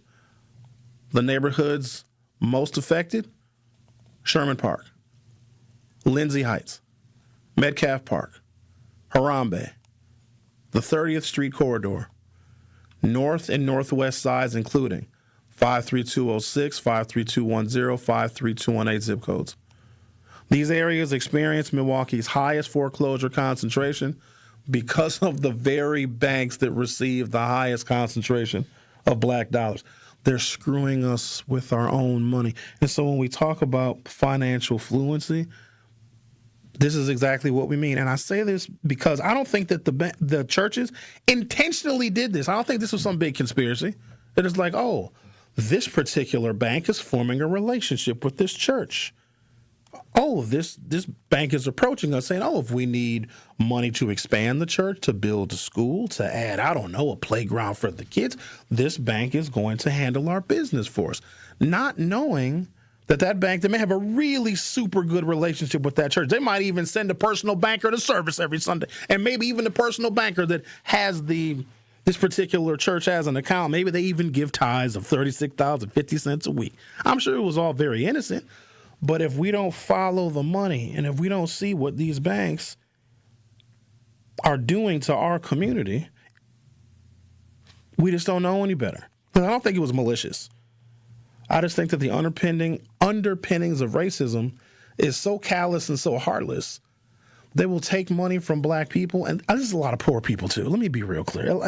I know that the black church is kind of mixed income, but there's also wealthy black churches and poor black churches. But for the most part, they're taking advantage of a community that doesn't even have all that much to give.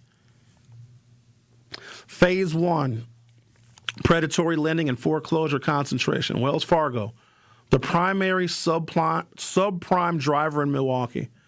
They paid $175 million in 2012 under Obama, because he made them pay, for systemic racial mortgage discrimination. In Milwaukee, black borrowers were steered into subprime loans at 2 to 4 times the rate of whites with similar credit from a bank that gets billions of dollars from black church parishioners. And so when people always say, oh, Barack Obama, he didn't do nothing for black people. He sued these banks, made them face justice. Now, we didn't get all of our justice. But if it wasn't for Eric Holder, the first black attorney general, these lawsuits would have never been filed, because I promise you George Bush ain't do it. Hillary Clinton wouldn't have done it either. Wells Fargo maintained foreclosed properties in white neighborhoods while neglecting black neighborhoods, accelerating blight. Milwaukee received $27 million specifically for housing stabilization due to Wells Fargo's conduct. Result, thousands of foreclosures concentrated in Sherman Park, Metcalf Park, and Harambe. Property values collapsed by 60% between 2005 and 2012. Thank you guys for listening. I hope you got some useful information out of today's program. I'll see you next time. This Black History Month, 1017 The Truth, opening up the mic to Milwaukee's youth. Young boys and girls